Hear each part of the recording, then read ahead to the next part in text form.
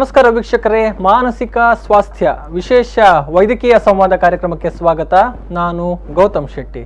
ಈ ಒಂದು ಮಾನಸಿಕ ಸಮಸ್ಯೆಗಳ ವಿಚಾರಕ್ಕೆ ಬಂದ್ರೆ ಅಲ್ಲಿ ಕೆಲವೊಂದು ಮಂದಿ ಅಂದ್ರೆ ಅದನ್ನ ಅಸಡ್ಡೆ ಮಾಡುವಂಥದ್ದು, ನಿರ್ಲಕ್ಷ್ಯ ತೋರಿಸುವಂಥದ್ದು, ಅಥವಾ ಇದರ ಬಗ್ಗೆ ಹೇಳಿಕೊಂಡ್ರೆ ಎಲ್ಲಿ ನಮ್ಮನ್ನ ಕೀಳಾಗಿ ಕಾಣ್ತಾರೋ ಅಥವಾ ನಾವು ಎಲ್ಲಿ ಅಪಹಾಸ್ಯಕ್ಕೆ ತುತ್ತಾಗ್ತೇವೋ ಈ ರೀತಿಯ ಕೆಲವೊಂದು ಗೊಂದಲಗಳು, ವಿಚಾರಗಳು ಇರುವಂಥದ್ದು. ಸೊ ಅದೆಲ್ಲದರ ಬಗ್ಗೆ ಒಂದು ಜಾಗೃತಿಯನ್ನ ಒದಗಿಸುವಂತ ನಿಟ್ಟಿನಲ್ಲಿ, ಜೊತೆಗೆ ಸಾಮಾನ್ಯವಾಗಿ ಕಂಡುಬರುವಂತಹ ಮಾನಸಿಕ ಸಮಸ್ಯೆಗಳೇನು, ಅದಕ್ಕೆ ಇರುವಂತಹ ಪರಿಹಾರಗಳೇನು, ಚಿಕಿತ್ಸೆಗಳೇನು, ಜೊತೆಗೆ ಎಲ್ಲಿ ಉಚಿತವಾಗಿ ಈ ಬಗ್ಗೆ ಚಿಕಿತ್ಸೆಯನ್ನ ಕೊಡಲಾಗ್ತಾ ಇದೆ, ಇದೆಲ್ಲದರ ಬಗ್ಗೆ ನಾನು ನಿಮಗೆ ಇವತ್ತು ಮಾಹಿತಿಯನ್ನ ತಿಳಿಸಿಕೊಡೋದಕ್ಕಿದ್ದೇನೆ. ಅಂದ್ರೆ ನನ್ನ ಜೊತೆಗೆ ಈ ಎಲ್ಲಾ ವಿಚಾರಗಳ ಬಗ್ಗೆ ಮಾಹಿತಿಯನ್ನ ಹಂಚಿಕೊಳ್ಳೋದಕ್ಕೆ ಇಬ್ಬರು ಪ್ರಮುಖ ವೈದ್ಯರು ಇದ್ದಾರೆ. ಸೊ ಮೊದಲಿಗೆ ಅವರನ್ನ ಕಾರ್ಯಕ್ರಮಕ್ಕೆ ಸ್ವಾಗತಿಸೋಣ. ಮೊದಲಿಗೆ ನಮ್ಮ ಜೊತೆಗೆ ಇರುವಂತಹವರು ಡಾಕ್ಟರ್ ಅನಿರುದ್ಧ ಶೆಟ್ಟಿ. ಇವರು ಜಿಲ್ಲಾ ಮಾನಸಿಕ ಆರೋಗ್ಯ ಕಾರ್ಯಕ್ರಮದಲ್ಲಿ ಅಂದ್ರೆ ಮಾನಸಿಕ ತಜ್ಞರಾಗಿ ಕರ್ತವ್ಯವನ್ನ ನಿರ್ವಹಿಸ್ತಾ ಇದ್ದಾರೆ. ಸರ್, ಕಾರ್ಯಕ್ರಮಕ್ಕೆ ಸ್ವಾಗತ.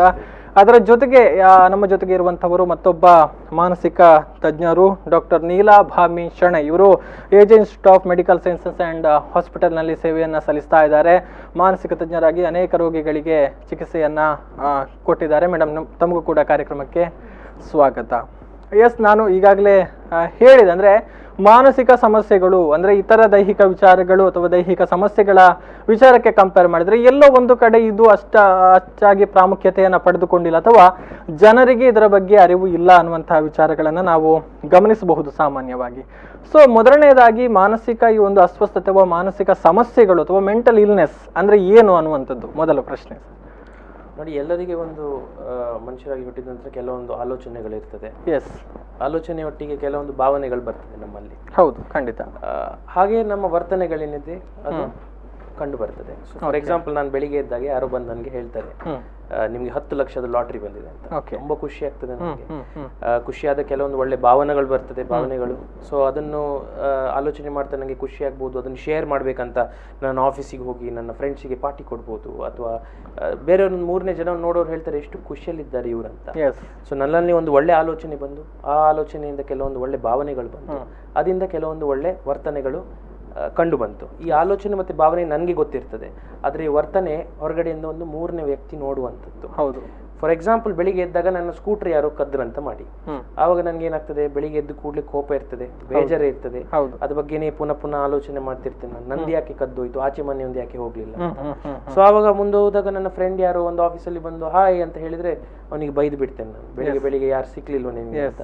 ಸೊ ಕೆಲವೊಂದು ಕೆಟ್ಟ ಆಲೋಚನೆ ಬಂದಾಗ ಕೆಲವೊಂದು ಕೆಟ್ಟ ಭಾವನೆಗಳು ಬಂತು, ಹಾಗೆ ನನ್ನ ಬಿಹೇವಿಯರ್ ಏನುಂಟು ಅದು ಚೇಂಜ್ ಆಯ್ತು. ಸೊ ಈ ಕೆಟ್ಟ ಬಿಹೇವಿಯರ್ ಬೇರೆಯವರಿಗೆ ಕಂಡು ಬರ್ತದೆ. ಅವ್ರು ಅವಾಗ ಹೇಳ್ತಾರೆ ಇಷ್ಟು ಸಣ್ಣ ವಿಷಯಕ್ಕೆ ನಮಗೆ ಬೈದು ಬಿಟ್ಟೆ, ಏನೋ ಸರಿ ಇಲ್ಲ ಇವರಿಗೆ. ಸೊ ಯಾವಾಗ ಈ ಆಲೋಚನೆ, ಭಾವನೆ ಮತ್ತೆ ಈ ವರ್ತನೆಗಳಲ್ಲಿ ಒಂದು ಬ್ಯಾಲೆನ್ಸ್ ಇರ್ತದೆ, ಸಮತೋಲನ ಇರ್ತದೆ, ಆವಾಗ ಒಂದು ವ್ಯಕ್ತಿಯ ಮನಸ್ಸಿನ ಸ್ಥಿತಿ ಲೆವೆಲ್ ಇದೆ ಅಂತ ಹೇಳಿ. ಓಕೆ, ಅಂದ್ರೆ ಯಾವಾಗ ಅದು ನಾರ್ಮಲ್ ಸ್ಟೇಜ್ ಇಂದ ಸ್ವಲ್ಪ ಅಬ್ನಾರ್ಮಲ್ ಅಂತ ಅನಿಸ್ತದೋ ಆವಾಗ ಅದನ್ನ ಮಾನಸಿಕ ಸಮಸ್ಯೆಗಳು ಅಂತ ಕರಿಬಹುದು ಅಂತ ಹೇಳ್ಬೋದು. ಸಮತೋಲನ ತಪ್ಪಿದಾಗ. ಎಸ್ ನೀಲಾ ಮೇಡಮ್, ಅಂದ್ರೆ ಇನ್ನೂ ಕೆಲವೊಂದು ವಿಚಾರಗಳಂದ್ರೆ ಅದರ ಬಗ್ಗೆ ಕೂಡ ನಾನು ಪ್ರಸ್ತಾಪ ಮಾಡಿದೆ. ಎಲ್ಲೋ ಒಂದು ಕಡೆ ಅದರ ಬಗ್ಗೆ ಎಲ್ಲೋ ಕೀಳರಿಮೆ ಇರುವಂತದ್ದು ಅಥವಾ ಹಿಂಜರಿಕೆ ಇರುವಂತದ್ದು, ತಮ್ಗೆ ಆಗ್ತಾ ಇರುವಂತಹ ತಮ್ಮ ಮನಸ್ಸಿನ ಒಳಗೆ ಇರುವಂತಹ ಸಮಸ್ಯೆಗಳನ್ನ ಹೇಳಿಕೊಳ್ಳುವಂತದ್ರಲ್ಲಿ ಇದಕ್ಕೆ ಕಾರಣಗಳು ಏನು ಅಂತ ತಮ್ಗನ್ಸುತ್ತೆ ಅಂತ? ನೀವು ಹೇಳಿದ್ದು ನಿಜ, ಆದ್ರೆ ತುಂಬಾ ಜನರಿಗೆ ಏನಾಗ್ತದೆ ಅಂದ್ರೆ, ಈಗ ಒಂದು ಸಲ ಅವರು ಸೈಕ್ಯಾಟ್ರಿಸ್ಟ್ ಅನ್ನು ವಿಸಿಟ್ ಮಾಡಿದ್ದಾರೆ ಅಂದ ತಕ್ಷಣ ಜನರು ಅದರ ಬಗ್ಗೆ ಅರಿವಿಲ್ಲದೆ ಏನೆಲ್ಲ ಹೇಳಲಿಕ್ಕೆ ಶುರು ಮಾಡ್ತಾರೆ. ಒಂದ್ಸಲ ಅವರ ಮೆಡಿಕೇಶನ್ ಸ್ಟಾರ್ಟ್ ಮಾಡಿದ್ರೆ ಸಾಯುವ ತನಕ ತಗೊಳ್ಬೇಕು, ಇದು ಕಾಮನ್ ಆಗಿ ಇರುವಂತ ಒಂದು ಮನಸ್ಸಿನ ಆಲೋಚನೆ. ಸೊ ಹೆಚ್ಚಾಗಿ ಪೇಷಂಟ್ಸ್ ಗಳು ನಮ್ಮ ಹತ್ರ ಬಂದಾಗ ನಾವು ಹೇಳ್ತೇವೆ ಎಲ್ಲಾ ಕಾಯಿಲೆಗಳಿಗೆ ಸಾಯುವ ತನಕ ಮೆಡಿಸಿನ್ಸ್ ಅವಶ್ಯಕತೆ ಇರುವುದಿಲ್ಲ, ಸ್ವಲ್ಪ ಟೈಮಿಗೆ ತಕೊಂಡು ಕಂಪ್ಲೀಟ್ ರಿಕವರ್ ಆಗಿ ನಾರ್ಮಲ್ ಜೀವನ ನಡೆಸುವವರು ಎಷ್ಟೋ ಜನ ಇರ್ತಾರೆ. ಇದು ಒಂದು ಮೇನ್ ಕಾರಣ. ಇನ್ನೊಂದು ಏನಿರ್ತದೆ ಅಂದ್ರೆ, ತುಂಬಾ ಜನರ ಪ್ರಕಾರ ಕೆಲವೊಂದು ಮೆಡಿಸಿನ್ಸ್ ತಕೊಂಡ್ರೆ ಕಿಡ್ನಿ ಹಾಳಾಗ್ತದೆ, ಲಿವರ್ ಹಾಳಾಗ್ತದೆ, ಇನ್ನು ಬೇರೆ ಇಲ್ಲದೆ ಇರುವಂತಹ ಮಾನಸಿಕ ತೊಂದರೆಗಳು ಶುರು ಆಗ್ತವೆ. ಈ ತರದ ತಪ್ಪು ಕಲ್ಪನೆಗಳು ಎಷ್ಟೋ ಇವೆ. ಅವರಿಗೆ ಹೇಳಿಕೊಡುವವರು ಈ ಸಬ್ಜೆಕ್ಟ್ ಬಗ್ಗೆ ಏನು ಅರಿವಿಲ್ಲದವರು, ಬಟ್ ಅವರು ಜಾಸ್ತಿ ಇದರ ಬಗ್ಗೆ ಇನ್ಫ್ಲೂಯೆನ್ಸ್ ಆಗ್ತಾರೆ. ಸೊ ಅದು ಒಂದು ಮೇನ್ ಕಾರಣದಿಂದ ತುಂಬಾ ಸಂಕೋಚ ಇರ್ತದೆ. ಇದಲ್ಲದೆ ಇನ್ನೊಂದು ಏನಂದ್ರೆ, ಈಗ ತುಂಬಾ ಜನರಿಗೆ ಆಕ್ಚುಲಿ ಮಾನಸಿಕ ಕಾಯಿಲೆಗಳ ಬಗ್ಗೆ ಅರಿವೇ ಇರುವುದಿಲ್ಲ. ಇಲ್ಲದಿದ್ರೆ ಅವರಿಗೆ ಸ್ವತಃ ಅನುಭವ ಆಗಿರ್ಬೇಕು, ಅಂದ್ರೆ ಅವರಿಗೆ ಆ ಕಾಯಿಲೆ ಬಂದಿರ್ಬೇಕು, ಇಲ್ಲದಿದ್ರೆ ಅವರಿಗೆ ಯಾರು ಕ್ಲೋಸ್ ಇರ್ತಾರೆ ಅವರು ಸಫರ್ ಆಗೋದು ನೋಡಿ ಅವರಿಗೆ ಅಂದಾಜಾಗ್ಬೇಕು, ಇಲ್ಲದಿದ್ರೆ ಈ ಸಬ್ಜೆಕ್ಟ್ ಬಗ್ಗೆ ಕಲ್ತಿರ್ಬೇಕು.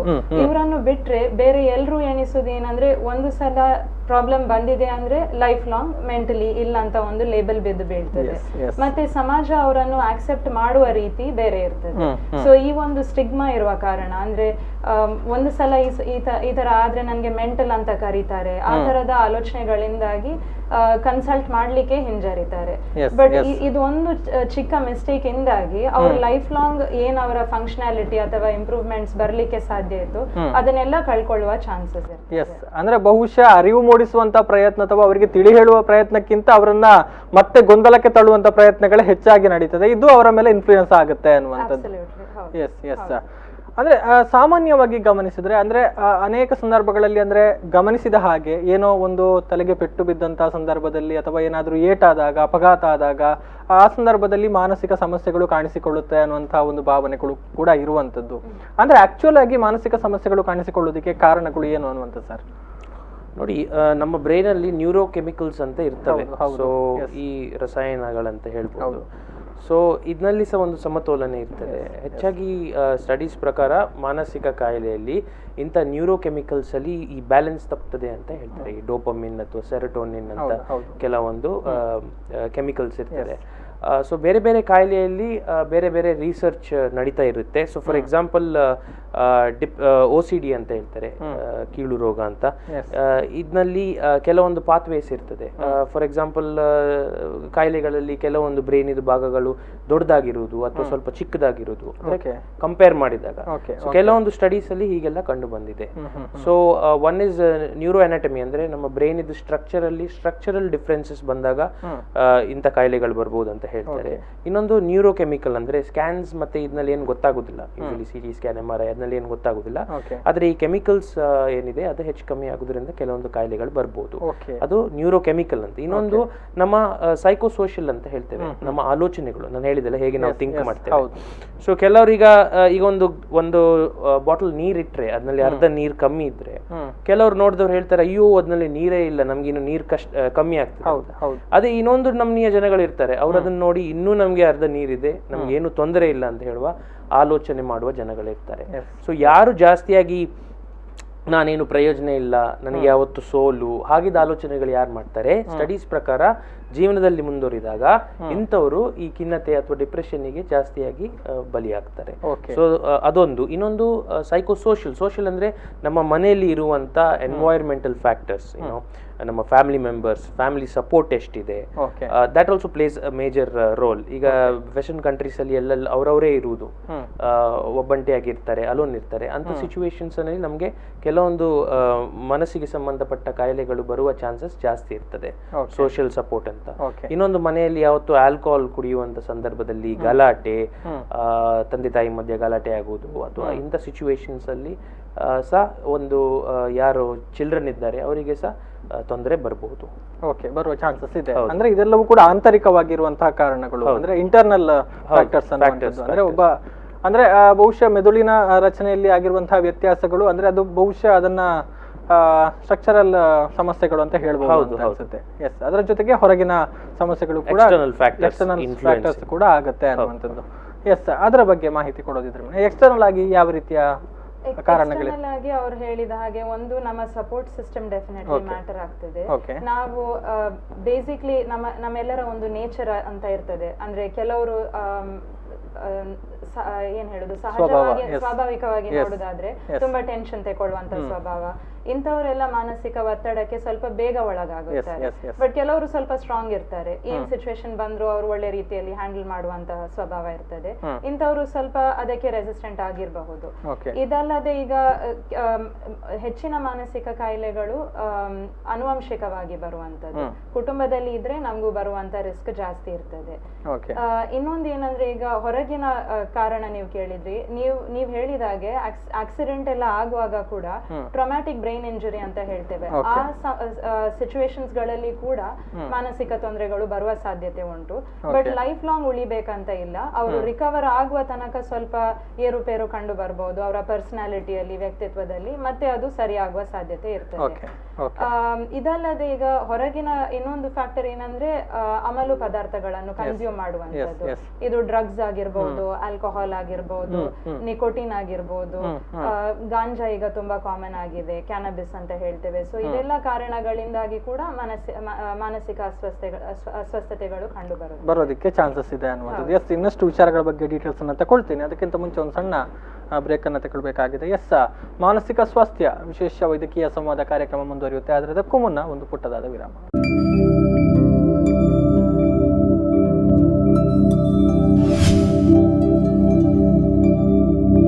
ಮತ್ತೊಮ್ಮೆ ಸ್ವಾಗತ ಮಾನಸಿಕ ಸ್ವಾಸ್ಥ್ಯ ವಿಶೇಷ ವೈದ್ಯಕೀಯ ಸಂವಾದ ನೇರ ಪ್ರಸಾರ ಕಾರ್ಯಕ್ರಮಕ್ಕೆ. ಎಸ್, ನಾವು ಮಾತನಾಡ್ತಾ ಇದ್ವಿ ಮಾನಸಿಕ ಆರೋಗ್ಯವನ್ನು ಕಾಪಾಡಿಕೊಳ್ಳುವುದು ಹೇಗೆ, ಜೊತೆಗೆ ಕಾಣಿಸಿಕೊಳ್ಳುವಂತಹ ಮಾನಸಿಕ ಸಮಸ್ಯೆಗಳು ಏನು, ಜೊತೆಗೆ ಅದಕ್ಕೆ ಕಾರಣಗಳು ಏನು ಅನ್ನುವಂಥದ್ರ ಬಗ್ಗೆ ನಾವು ಮಾಹಿತಿಯನ್ನು ಪಡೆದುಕೊಳ್ತಾ ಇದ್ವಿ. ಇಬ್ಬರು ಮಾನಸಿಕ ತಜ್ಞರು ನಿಮ್ಮ ಜೊತೆಗಿದ್ದಾರೆ, ಮಾಹಿತಿಯನ್ನು ಹಂಚಿಕೊಳ್ತಾ ಇದ್ದಾರೆ. ಸರ್, ಮೇಡಮ್, ಮತ್ತೊಮ್ಮೆ ಸ್ವಾಗತಿಸ್ತಾ ಇದ್ದೇನೆ ಕಾರ್ಯಕ್ರಮಕ್ಕೆ. ಎಸ್, ಇದಕ್ಕೆ ಕಾರಣಗಳು ಎನ್ನುವಂಥ ಒಂದು ವಿಚಾರವನ್ನು ನಾವು ಗಮನಿಸಿದಾಗ ತಾವು ಒಂದು ಹೇಳಿರುವಂತಹ ವಿಚಾರ ಮುಖ್ಯವಾಗಿ ಮದ್ಯಪಾನ ಅಥವಾ ಡ್ರಗ್ಸ್ ಸೇವನೆ, ಸಿಗರೇಟ್ ಇತ್ಯಾದಿ ಮಾದಕ ವಸ್ತುಗಳ ಸೇವನೆ ಕೂಡ ಕಾರಣ ಆಗ್ತದೆ ಅನ್ನುವಂಥದ್ದು. ಅಂದರೆ ಸಾಮಾನ್ಯವಾಗಿ ನಾವು ಜನರನ್ನು ಗಮನಿಸಿದಾಗ ಅವರು ಹೇಳುವಂತಹ ಮಾತು, ಇಲ್ಲ ನಮಗೆ ಒತ್ತಡ ಇದೆ, ನಮಗೆ ಟೆನ್ಷನ್ ಇದೆ, ಅದನ್ನು ಮರೆಯೋದಕ್ಕೆ ನಾವು ಮಾದಕ ವಸ್ತುಗಳ ಮೊರೆ ಹೋಗ್ತಾ ಇದ್ದೀವಿ ಅನ್ನುವಂಥದ್ದು. ಸೊ ಇದರಿಂದ ನಿಜವಾಗ್ಲೂ ಮಾನಸಿಕ ಸಮಸ್ಯೆಗಳು ಕಡಿಮೆ ಆಗುತ್ತಾ ಅಥವಾ ಅವರ ಒತ್ತಡ ಕಡಿಮೆ ಆಗುತ್ತಾ ಅನ್ನುವಂಥದ್ದು? ಸೊ ಈ ಸ್ಟಡೀಸ್ ಪ್ರಕಾರ ಯಾಕೆ ಜನಗಳು ಕುಡಿತಾರಂತ ಒಂದು ಸ್ಟಡಿ ಮಾಡಿದ್ರು, ಕೆಲವೊಂದು ಸ್ಟಡಿಗಳನ್ನ ನಡೆದಿದ್ರು. ಎಸ್, ಇದಕ್ಕೆ ಉತ್ತರವನ್ನು ನೋಡೋಣ. ಈಗ ಒಬ್ರು ಕರೆ ಮಾಡಿದ್ದಾರೆ, ಕಾಲರ್ ಇದ್ದಾರೆ. ಹಲೋ ಹಲೋ ನಮಸ್ತೆ. ನಮಸ್ತೆ ನಮಸ್ತೆ ಸರ್, ನಾನು ಪಡೀಲಿಂದ ಸುಷ್ಮಾ ಅಂತ. ಎಸ್, ಹೇಳಿ ಮೇಡಮ್. ತಮ್ಮ ಪ್ರಶ್ನೆಗಳಿದ್ರೆ ಕೇಳಬಹುದು ನೇರವಾಗಿ ವೈದ್ಯರ ಜೊತೆಗೆ. ಆಗ್ಬೋದು ಸರ್. ಡಾಕ್ಟರ್ ನಮಸ್ತೆ. ನಮಸ್ತೆ ಅಮ್ಮ. ನಾನು ಪಡೀಲಿಂದ ಮಾತಾಡ್ತಿರೋದು. ನಾನು ಸ್ಟೂಡೆಂಟ್, ಕಲಿತಾ ಇದ್ದೇನೆ. ತುಂಬಾ ಓದ್ಲಿಕ್ಕಿರುವಂತ ಸಂದರ್ಭದಲ್ಲಿ ತುಂಬಾ ತಲೆನೋವೆಲ್ಲ ಸ್ಟಾರ್ಟ್ ಆಗ್ತದೆ.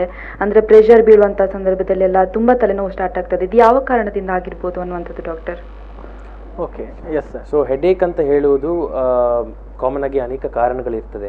ಅದರಲ್ಲಿ ನೀವು ಹೇಳಿದಾಗೆ ನೀವು ಎಕ್ಸಾಮ್ ಟೈಮಿಗೆ ಮಾತ್ರ ಓದುದಾಗ ಮಾತ್ರ ಜಾಸ್ತಿ ಆಗ್ತದೆ ಅಂದ್ರೆ ಇದಕ್ಕೆ ಟೆನ್ಷನ್ ಹೆಡೇಕ್ ಅಂತ ಹೇಳ್ತಾರೆ. ಸೊ ಯೂಶುವಲಿ ಸ್ಟ್ರೆಸ್ ಆದಾಗ ನಮ್ಮ ಶರೀರದ ಎಲ್ಲ ಮಸಲ್ಗಳೇನಿದೆ ಗಟ್ಟಿಯಾಗಿ ಕಂಟ್ರಾಕ್ಟ್ ಆಗ್ತದೆ. ಸೊ ಫಾರ್ ಎಕ್ಸಾಂಪಲ್ ನಮ್ಮ ಬ್ರೈನ್ಗೆ ಹೋಗುವಂತ ಬ್ಲಡ್ ಸಪ್ಲೈ ಏನಿದೆ ಅದು ಕುತ್ತಿಗೆಯಲ್ಲಿ ಪಾಸ್ ಆಗಿ ಹೋಗುವಂಥದ್ದು. ಸೊ ಆ ಬ್ಲಡ್ ಸಪ್ಲೈ ಹತ್ರ ಇರುವಂತ ಮಸಲ್ಸ್ ಕಂಟಿನ್ಯೂಸ್ ಆಗಿ ಸ್ಟ್ರೆಸ್ ಆಗಿದ್ರೆ ಅದ್ರ ಮೇಲೆ ಒಕ್ಲೂಡ್ ಮಾಡೋ ಚಾನ್ಸ್ ಆಗಿದೆ, ಅದ್ರ ಮೇಲೆ ಪ್ರೆಸ್ ಆಗುವ ಚಾನ್ಸ್ ಇರ್ತದೆ. ಸೊ ಕೆಲವರಿಗೆ ಈ ಬ್ಲಡ್ ಸಪ್ಲೈ ಸ್ವಲ್ಪ ಕಮ್ಮಿ ಆಗ್ತದೆ ಜಾಸ್ತಿಯಾಗಿ ಸ್ಟ್ರೆಸ್ ಆಗಿರುತ್ತಾಗ. ಸೊ ಒಂದೊಂದ್ಸತಿ ಹೆಡ್ಏಕ್ ಬರುವ ಚಾನ್ಸಸ್ ಇರ್ತದೆ. ಸೊ ಜನರಲಿ ಸ್ವಲ್ಪ ನೆಕ್ ಎಕ್ಸಸೈಸಸ್ ಮಾಡೋದು ಅಥವಾ ಸ್ವಲ್ಪ ಮಸಾಜ್ ಮಾಡೋದು, ಹಾಗೆ ಎಕ್ಸಾಮ್ ಟೈಮಿಗೆ ಕೆಲವೊಂದು ಸ್ಟ್ರೆಸ್ ಕಮ್ಮಿ ಮಾಡುವಂತ ಟೆಕ್ನಿಕ್ಸು ಇರ್ತದೆ. ಇದನ್ನೆಲ್ಲ ಫಾಲೋ ಮಾಡಿದ್ರೆ ಈ ಹೆಡ್ಏಕ್ ಕಮ್ಮಿ ಆಗುವ ಚಾನ್ಸಸ್ ಇರ್ತದೆ. ಸೊ ಅವ್ರು ಹೇಳಿದ್ರು ಅದು ಎಕ್ಸಾಮ್ ಟೈಮಿಗೆ ಮಾತ್ರ ಅಥವಾ ಒತ್ತಡ ಜಾಸ್ತಿ ಇದ್ದಾಗ, ಸ್ಟ್ರೆಸ್ ಇದ್ದಾಗ ಬರುವಂತ ಹೆಡ್ಏಕ್ ಅಂತ. ಎಲ್ಲಾದ್ರೂ ಯಾವಾಗ್ಲೂ ಬರ್ತಿದೆ ಅಥವಾ ಅದೊಟ್ಟಿಗೆ ಬೇರೆ ಒಂದು ವಾಂತಿ ಬರುವುದು ಅಥವಾ ತಲೆ ತಿರುಗುವುದು ಹೀಗಿದೇನೆ ಇದ್ರೆ ಡಾಕ್ಟರ್ನ ಕನ್ಸಲ್ಟ್ ಮಾಡೋದು ಇಂಪಾರ್ಟೆಂಟ್ ಟು ರೂಲ್ ಔಟ್ ಬೇರೆ ತೊಂದರೆ ಇಲ್ದಿದ್ದಾಗೆ ರೂಲ್ ಔಟ್ ಮಾಡಿ. ಓಕೆ ಓಕೆ ಎಸ್, ತಮ್ಮ ಪ್ರಶ್ನೆಗೆ ಉತ್ತರ ಸಿಕ್ಕಿದೆ ಅಂತ ಅಂದ್ಕೊಳ್ತೀವಿ. ಧನ್ಯವಾದಗಳು ಕರೆಯನ್ನ ಮಾಡಿದ್ದಕ್ಕಾಗಿ. ಎಸ್, ಅದರ ಜೊತೆಗೆ ನಾವು ಮಾತನಾಡ್ತಾ ಇದ್ವಿ ಒಂದು ಮದ್ಯಪಾನದ ಬಗ್ಗೆ ಅಥವಾ ಈ ಒಂದು ಮಾದಕ ವಸ್ತುಗಳ ಸೇವನೆಯ ವಿಚಾರ. ಸೊ ಅದರ ಬಗ್ಗೆ ಎಕ್ಸ್ಪ್ಲೇನ್ ಮಾಡೋದಿದ್ರೆ ಇವಾಗ. ಸೊ ಕೆಲವೊಂದು ಸ್ಟಡೀಸ್ ನಡೆದಿತ್ತು, ಅಂದರೆ ಸ್ಟಡೀಸ್ ಎಲ್ಲ ಈ ಪ್ರಪಂಚದ ಎಲ್ಲ ಕಂಟ್ರೀಸ್ ಅಲ್ಲಿ ಮಾಡ್ತಿರ್ತಾರೆ. ಸೊ ಇದರಲ್ಲಿ ಒಂದು ಯಾಕೆ ಜನಗಳು ಕುಡಿತಾರೆ ಅಂದ್ರೆ 4 ಇಂಪಾರ್ಟೆಂಟ್ ಮೋಟಿವ್ಸ್ ಅಂತ ಹೇಳ್ತಾರೆ, ಕಾರಣಗಳು. ಸೊ 1 ಮೋಟಿವ್ ಕೋಪಿಂಗ್ ಅಂತ ಹೇಳ್ತಾರೆ. ನನ್ನ ಜೀವನದಲ್ಲಿ ತುಂಬಾ ತೊಂದರೆಗಳಿದೆ, ನನಗೆ ಅದನ್ನ ಹೇಗೆ ಸರಿ ಮಾಡ್ಕೊಳ್ಬೇಕಂತ ಗೊತ್ತಾಗ್ತಿಲ್ಲ, ನನಗೆ ತುಂಬಾ ತೊಂದರೆಗಳಿದೆ, ಅದಕ್ಕೆ ನಾನು ಕುಡಿದಾಗ ನನಗೆ ಸ್ವಲ್ಪ ಅದರಿಂದ ರಿಸ್ಪೈಟ್ ಸಿಗ್ತದೆ ಅಂತ. ಇನ್ನೊಂದು ಎನ್ಹಾನ್ಸ್ಮೆಂಟ್, ನನಗೆ ಆಲ್ರೆಡಿ ಖುಷಿ ಇದೆ, ನನ್ನ enjoying the party with my friends ಅಂತ. ಸೊ ನನಗೆ ಇನ್ನೂ ಜಾಸ್ತಿ ಎಂಜಾಯ್ ಮಾಡಬೇಕು, ಅದಕ್ಕೆ ನಾನು ಇನ್ನೂ ಕುಡಿತೀನಿ. ಹಾಗೆ ಅದು ಇನ್ನೊಂದು ಟೈಪ್ ಆಫ್ ಮೋಟಿವ್ಸ್. ಇನ್ನೊಂದು ಸೋಷಿಯಲ್ ಮೋಟಿವ್ಸ್, ನಾನು ಯಾವಾಗಲೂ ಕುಡಿಯಲ್ಲ, ಫಂಕ್ಷನಲ್ಲಿ ಅಪರೂಪ 1-2 ಕುಡಿತೀನಿ, ಅದ ನಂತರ 1-2 ಪೆಗ್ ಆದ ನಂತರ ನಾನು ಅದನ್ನ ನಿಲ್ಲಿಸ್ತೀನಿ. ದಿನ ಕುಡಿಬೇಕಂತ ಏನಿಲ್ಲ, ನನ್ನ ಕುಡಿತದಿಂದ ನನ್ನ ಮನೆಯವರಿಗಾಗ್ಲಿ ಅಥವಾ ನನ್ನ ಕೊಲೀಗ್ಸಿಗಾಗ್ಲಿ ಯಾರಿಗೂ ತೊಂದರೆ ಆಗಲ್ಲ. ಇನ್ನೊಂದು 4th ಕಾನ್ಫರ್ಮಿಟಿ ಮೋಟಿವ್ಸ್ ಅಂತ ಹೇಳ್ತೀವಿ. ಅವರಿಗೆ ಕುಡಿಲಿಕ್ಕೆ ಬೇಡ, ಆದ್ರೆ ಅವರ ಫ್ರೆಂಡ್ಸ್ ಗ್ರೂಪ್ ಗ್ರೂಪ್ ಇರ್ಲಿ ಅಥವಾ ಅವರ ಬಾಸ್ ಇರ್ಲಿ, ನಾನು ಕುಡಿಲಿಲ್ಲ ಆದ್ರೆ ನನ್ನ ಬಾಸ್ ಏನ್ ಮಾಡ್ತಾರೆ, so they don't enjoy drinking. ಅವರಿಗೆ they don't enjoy drinking, but they force to have 1 or 2 alcohol. So studies ಪ್ರಕಾರ ಯಾರು ಈ ಕೋಪಿಂಗ್ ಮೋಟಿವ್ಸ್ ಗೆ ಕುಡಿತಾರೆ, ತುಂಬಾ ತೊಂದರೆ ಇದೆ ಜೀವನದಲ್ಲಿ, ತುಂಬಾ ಬೇಸರ ಇದೆ, ನನಗೆ ಯಾರಿಲ್ಲ, ಹಾಗಿದ್ರೆ ಯಾರು ಕೋಪಿಂಗ್ ಗೆ ಕುಡಿತಾರೆ, ಕೋಪ್ ಮಾಡ್ಲಿಕ್ಕೆ ಕುಡಿತಾರೆ, ಅವರ ಆಲ್ಕೋಹಾಲ್ ಕನ್ಸಂಪ್ಷನ್ ಜಾಸ್ತಿ ಆಗಿರುತ್ತದೆ. ಸೊ ಅಫ್ಕೋರ್ಸ್ ಡ್ರಿಂಕ್ಸ್ ಜಾಸ್ತಿ ಆದಾಗ ಅದೊಟ್ಟಿಗೆ ಕೆಲವೊಂದು ಶರೀರದಲ್ಲಿ ಬರುವಂತ ತೊಂದರೆಗಳು ಸಹ ಬರ್ತದೆ, ಲಿವರ್ ಸಿರೋಸಿಸ್ ಇರ್ಬೋದು. ಹಾಗೆ ಎನ್ಹಾನ್ಸ್ಮೆಂಟ್ ಮೋಟಿವ್ಸ್ ಯಾರಿದೆ ಅವರು ಸಹ ಸ್ವಲ್ಪ ಕುಡಿತ ಜಾಸ್ತಿ ಇರ್ತದೆ. ಆದ್ರೆ ಯಾರು ಕೋಪ್ ಮಾಡ್ಲಿಕ್ಕೆ ಕುಡಿತಾರೆ, ಅವರು ತೊಂದರೆಗಳನ್ನು ಕಮ್ಮಿ ಮಾಡ್ಕೊಳ್ಳಿಕ್ಕೆ ಕುಡಿತಾರೆ, ಅವರಿಗೆ ತೊಂದರೆಗಳು ಜಾಸ್ತಿ ಬರುತ್ತದೆ. ಎಸ್, ಅದರ ಜೊತೆಗೆ ಡ್ರಗ್ಸ್ ಕೂಡ ಕಾರಣ ಆಗಿದೆ ಅನ್ನುವಂಥದ್ದು. ಸೊ ಇದು ಎಷ್ಟು ಡೇಂಜರಸ್ ಅನ್ನುವಂಥದ್ದು ಮೇಡಮ್ ಇಲ್ಲಿ? ಡ್ರಗ್ಸ್ ಅಲ್ಲಿ ಪ್ರಾಬ್ಲಮ್ ಏನಂದ್ರೆ, ಈಗ ಕುಡಿತದಿಂದ ಹೊರಗೆ ಬರ್ಲಿಕ್ಕೆ ಕೆಲವೊಂದು ಮೆಡಿಸಿನ್ಸ್ ಗಳಿವೆ, ಅಂದ್ರೆ ಆಸೆ ಕಡಿಮೆ ಮಾಡುವಂತ ಮೆಡಿಸಿನ್ಸ್ ಇವೆ. ಸೊ ನಾವು ಡಿಟಾಕ್ಸಿಫಿಕೇಶನ್ ಮತ್ತೆ ಡಿ ಅಡಿಕ್ಷನ್ ಪ್ರೋಗ್ರಾಮ್ಸ್ ಅಂತ ಹಾಸ್ಪಿಟಲ್ಸ್ ಅಲ್ಲಿ ಕಂಡಕ್ಟ್ ಮಾಡ್ತೇವೆ. ಸೊ ಇದರಲ್ಲಿ ಅವರಿಗೆ ಕೌನ್ಸಿಲಿಂಗ್ ಕೊಡ್ತೇವೆ, ಕೆಲವೊಂದು ಟ್ಯಾಬ್ಲೆಟ್ಸ್ ಕೊಟ್ಟು ಕುಡಿತದ ಆಸೆ ಕಡಿಮೆ ಮಾಡುವಂತದ್ದು, ಅಥವಾ ಕೆಲವೊಂದು ಟೈಪ್ ಇದು ಮಾತ್ರೆ ತಕೊಂಡು ಕುಡಿದ್ರೆ ತುಂಬಾ ರಿಯಾಕ್ಷನ್ ಆಗುವಂತದ್ದು. ಸೊ ಆ ರಿಯಾಕ್ಷನ್ ಆದ ನಂತರ ಹೆದರಿಕೆಯಿಂದ ನೆಕ್ಸ್ಟ್ ಟೈಮ್ ಅವರು ಕುಡಿಯಲಿಕ್ಕೆ ಹೋಗುದಿಲ್ಲ. ಬಟ್ ಇದು ಡ್ರಗ್ಸ್ ಅಲ್ಲಿ ಏನಾಗ್ತದೆ ಅಂದ್ರೆ, ಡಿ ಅಡಿಕ್ಷನ್ ಗೆ ಕೆಲವೊಂದು ಮೆಡಿಕೇಶನ್ಸ್ ಗಳಿವೆ, ಬಟ್ ಗಾಂಜಾದಂತ ಅಮಲು ಪದಾರ್ಥಗಳಿಗೆ ಅಷ್ಟೊಂದು ಡಿ ಅಡಿಕ್ಷನ್ ಮಾಡುವಂತ ಮೆಡಿಸಿನ್ಸ್ ಇನ್ನು ಸರಿಯಾಗಿ ಬಂದಿಲ್ಲ. ಸೊ ಅವರಿಗೆ ಮೇನ್ ಆಗಿ ಕೌನ್ಸಿಲಿಂಗ್ ಮತ್ತೆ ಕೌನ್ಸಿಲಿಂಗ್ ಒಂದು ದಾರಿ ಆಗಿರ್ತದೆ. ಸೊ ಇದರಲ್ಲಿ ಏನಾಗ್ತದೆ ಅಂದ್ರೆ, ಯಾವುದೇ ಒಂದು ಅಡಿಕ್ಟಿವ್ ಸಬ್ಸ್ಟೆನ್ಸ್ ಇದು ಲಕ್ಷಣವೇ ಹಾಗೆ, ಒಂದು ಸಲ ಸ್ಟಾರ್ಟ್ ಮಾಡಿದ್ರೆ ಇನ್ನೂ ಬೇಕು ಇನ್ನೂ ಬೇಕು ಇನ್ನೂ ಬೇಕು ಅಂತ ಅನಿಸುವಂತದ್ದು. ಅದರಿಂದ ನನ್ನ ಜೀವನ ಫುಲ್ ಹೋಗಿದೆ ಅಂತ ಅನಿಸಿದ್ರು ಅವರಿಗೆ ಅದರಿಂದ ಹೊರಗೆ ಬರ್ಲಿಕ್ಕೆ ಕಷ್ಟ ಆಗುವಂತದ್ದು. ಸೊ ಇದರಲ್ಲಿ ಪ್ರಾಬ್ಲಮ್ ಏನಾಗ್ತದೆ ಅಂದ್ರೆ, ಈಗ ಗಾಂಜಾದಂತ ಸಬ್ಸ್ಟೆನ್ಸಸ್ ಯೂಸ್ ಮಾಡುವಾಗ ಜ್ಞಾಪಕ ಶಕ್ತಿಯಲ್ಲಿ ಕೊರತೆ ಬರ್ಲಿಕ್ಕೆ ಶುರು ಆಗ್ತದೆ. ಸ್ಟಾರ್ಟಿಂಗ್ ಅಲ್ಲಿ ಅಲ್ಲ, ಬಟ್ ಕ್ರಮೇಣ ಟೈಮ್ ಹೋದ ಹಾಗೆ. ಇದಲ್ಲದೆ ಇನ್ನು ಕೆಲವೊಂದು ಬೇರೆ ಟೈಪ್ ಇದು ಅಸ್ವಸ್ಥತೆಗಳು, ಅಂದ್ರೆ ಸೈಕೋಸಿಸ್ ಅಂತ ಹೇಳ್ತೇವೆ. ಯಾರು ಇಲ್ಲದಿದ್ರು ಕೋಣೆಯಲ್ಲಿ ಯಾರೋ ಮಾತಾಡಿದಾಗೆ ಆಗುವಂತದ್ದು, ಭ್ರಮೆ ಕಟ್ಟುವಂತದ್ದು, ಅವರಿಗೆ ಅವ್ರು ಎಲ್ಲಿದ್ದಾರಂತ ಗೊತ್ತಾಗದೇ ಇರುವಂತದ್ದು, ಮತ್ತೆ ಸೋಶಿಯೋ ಆಕ್ಯುಪೇಷನಲ್ ಡಿಸ್ಫಂಕ್ಷನ್ ಅಂತ ಹೇಳ್ತೇವೆ. ಅಂದ್ರೆ ಯಾವುದೇ ಚಟುವಟಿಕೆಯಲ್ಲಿ ಇಂಟ್ರೆಸ್ಟ್ ಇಲ್ಲ, ಓದ್ಲಿಕ್ಕೆ ಮನಸ್ಸಿಲ್ಲ. ಎಸ್, ಮಾತನಾಡೋಣ. ಇನ್ನೊಬ್ರು ಕರೆ ಮಾಡಿದ್ದಾರೆ. ಹಲೋ. ಹಲೋ ನಮಸ್ತೆ, ನಾನು ರಮ್ಯಾ ಅಂತ.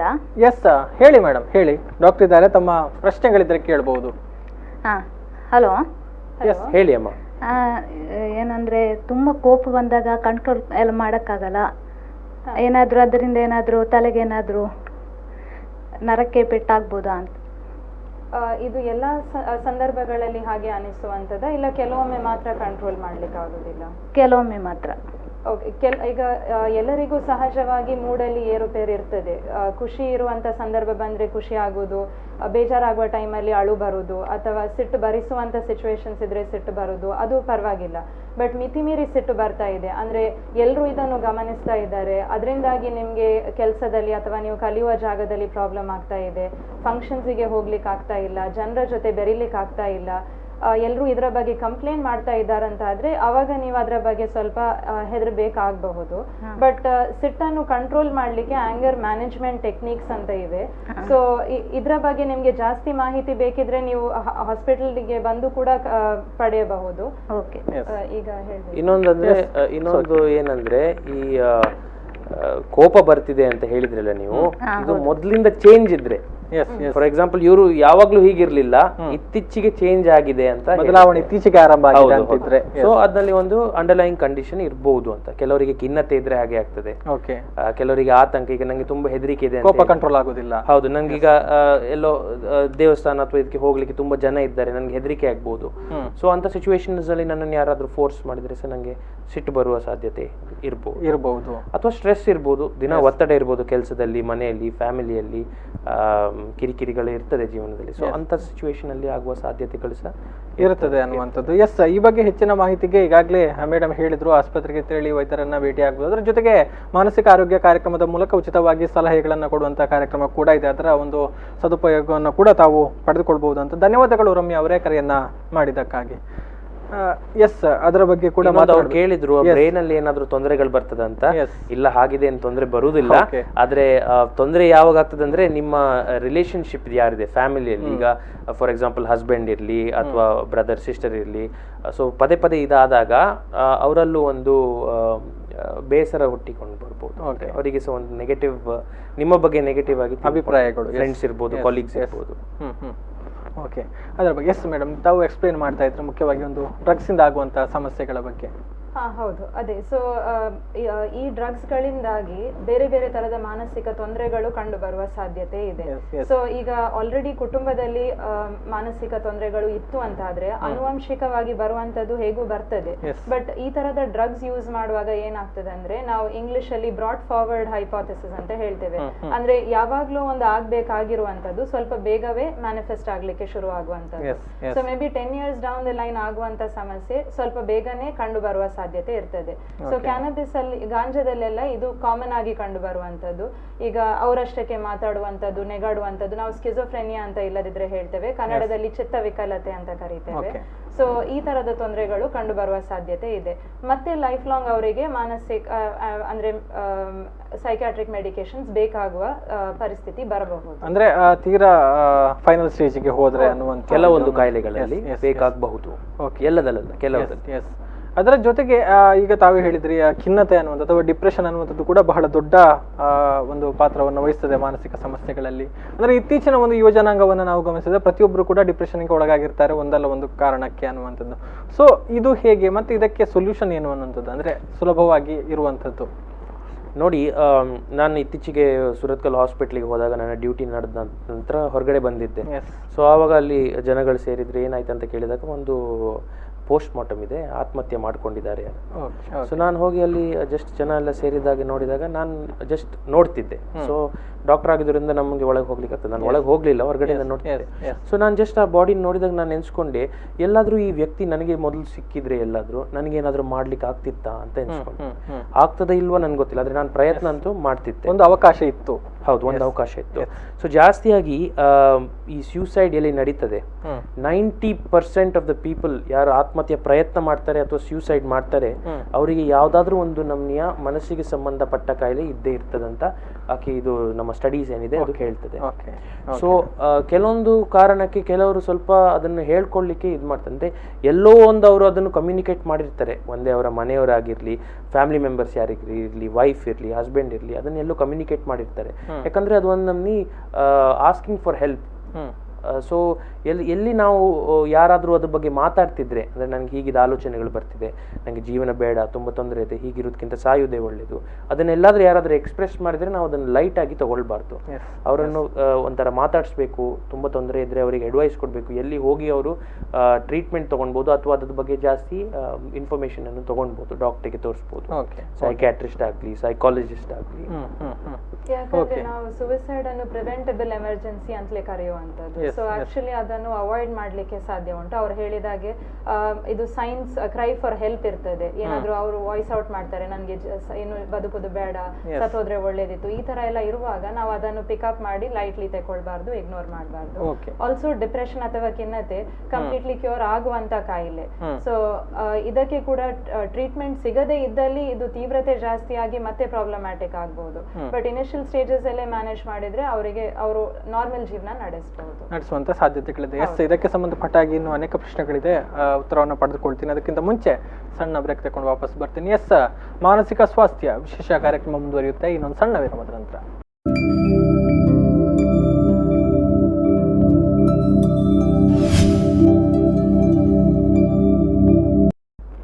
ಮತ್ತೊಮ್ಮೆ ಸ್ವಾಗತ ಮಾನಸಿಕ ಸ್ವಾಸ್ಥ್ಯ ವಿಶೇಷ ವೈದ್ಯಕೀಯ ಸಂವಾದ ಕಾರ್ಯಕ್ರಮಕ್ಕೆ. ಎಸ್, ನಮ್ಮ ಜೊತೆಗೆ ಮಾಹಿತಿಯನ್ನು ಕೊಡೋದಕ್ಕೆ ಡಾಕ್ಟರ್ ಅನಿರುದ್ಧ ಶೆಟ್ಟಿ ಜೊತೆಗೆ ಡಾಕ್ಟರ್ ನೀಲಾಭಾಮಿ ಶೆಣೈ ಅವರಿದ್ದಾರೆ. ಅನೇಕ ವಿಚಾರಗಳನ್ನು ಹಂಚಿಕೊಂಡ್ರು. ಸೊ ಮುಖ್ಯವಾಗಿ ಮಾನಸಿಕ ಆರೋಗ್ಯದ ಬಗ್ಗೆ ಅಂದರೆ ಹೇಳ್ತಾ ಇದ್ರು, ಖಿನ್ನತೆ ಅನ್ನುವಂಥದ್ದು ಬಹಳ ದೊಡ್ಡ ಸವಾಲಾಗಿದೆ ಇತ್ತೀಚಿನ ದಿನಗಳಲ್ಲಿ. ಅಂದರೆ ಬಹುಶಃ ಯಾರೆಲ್ಲ ಆತ್ಮಹತ್ಯೆಗೆ ಒಳಗಾಗ್ತಾ ಇದ್ದಾರೋ ಅವರು ಒಂದಲ್ಲ ಒಂದು ಮಾನಸಿಕ ಸಮಸ್ಯೆಗಳಿಗೆ ತುತ್ತಾಗಿದ್ದಾರೆ ಅನ್ನುವಂಥದ್ದನ್ನು.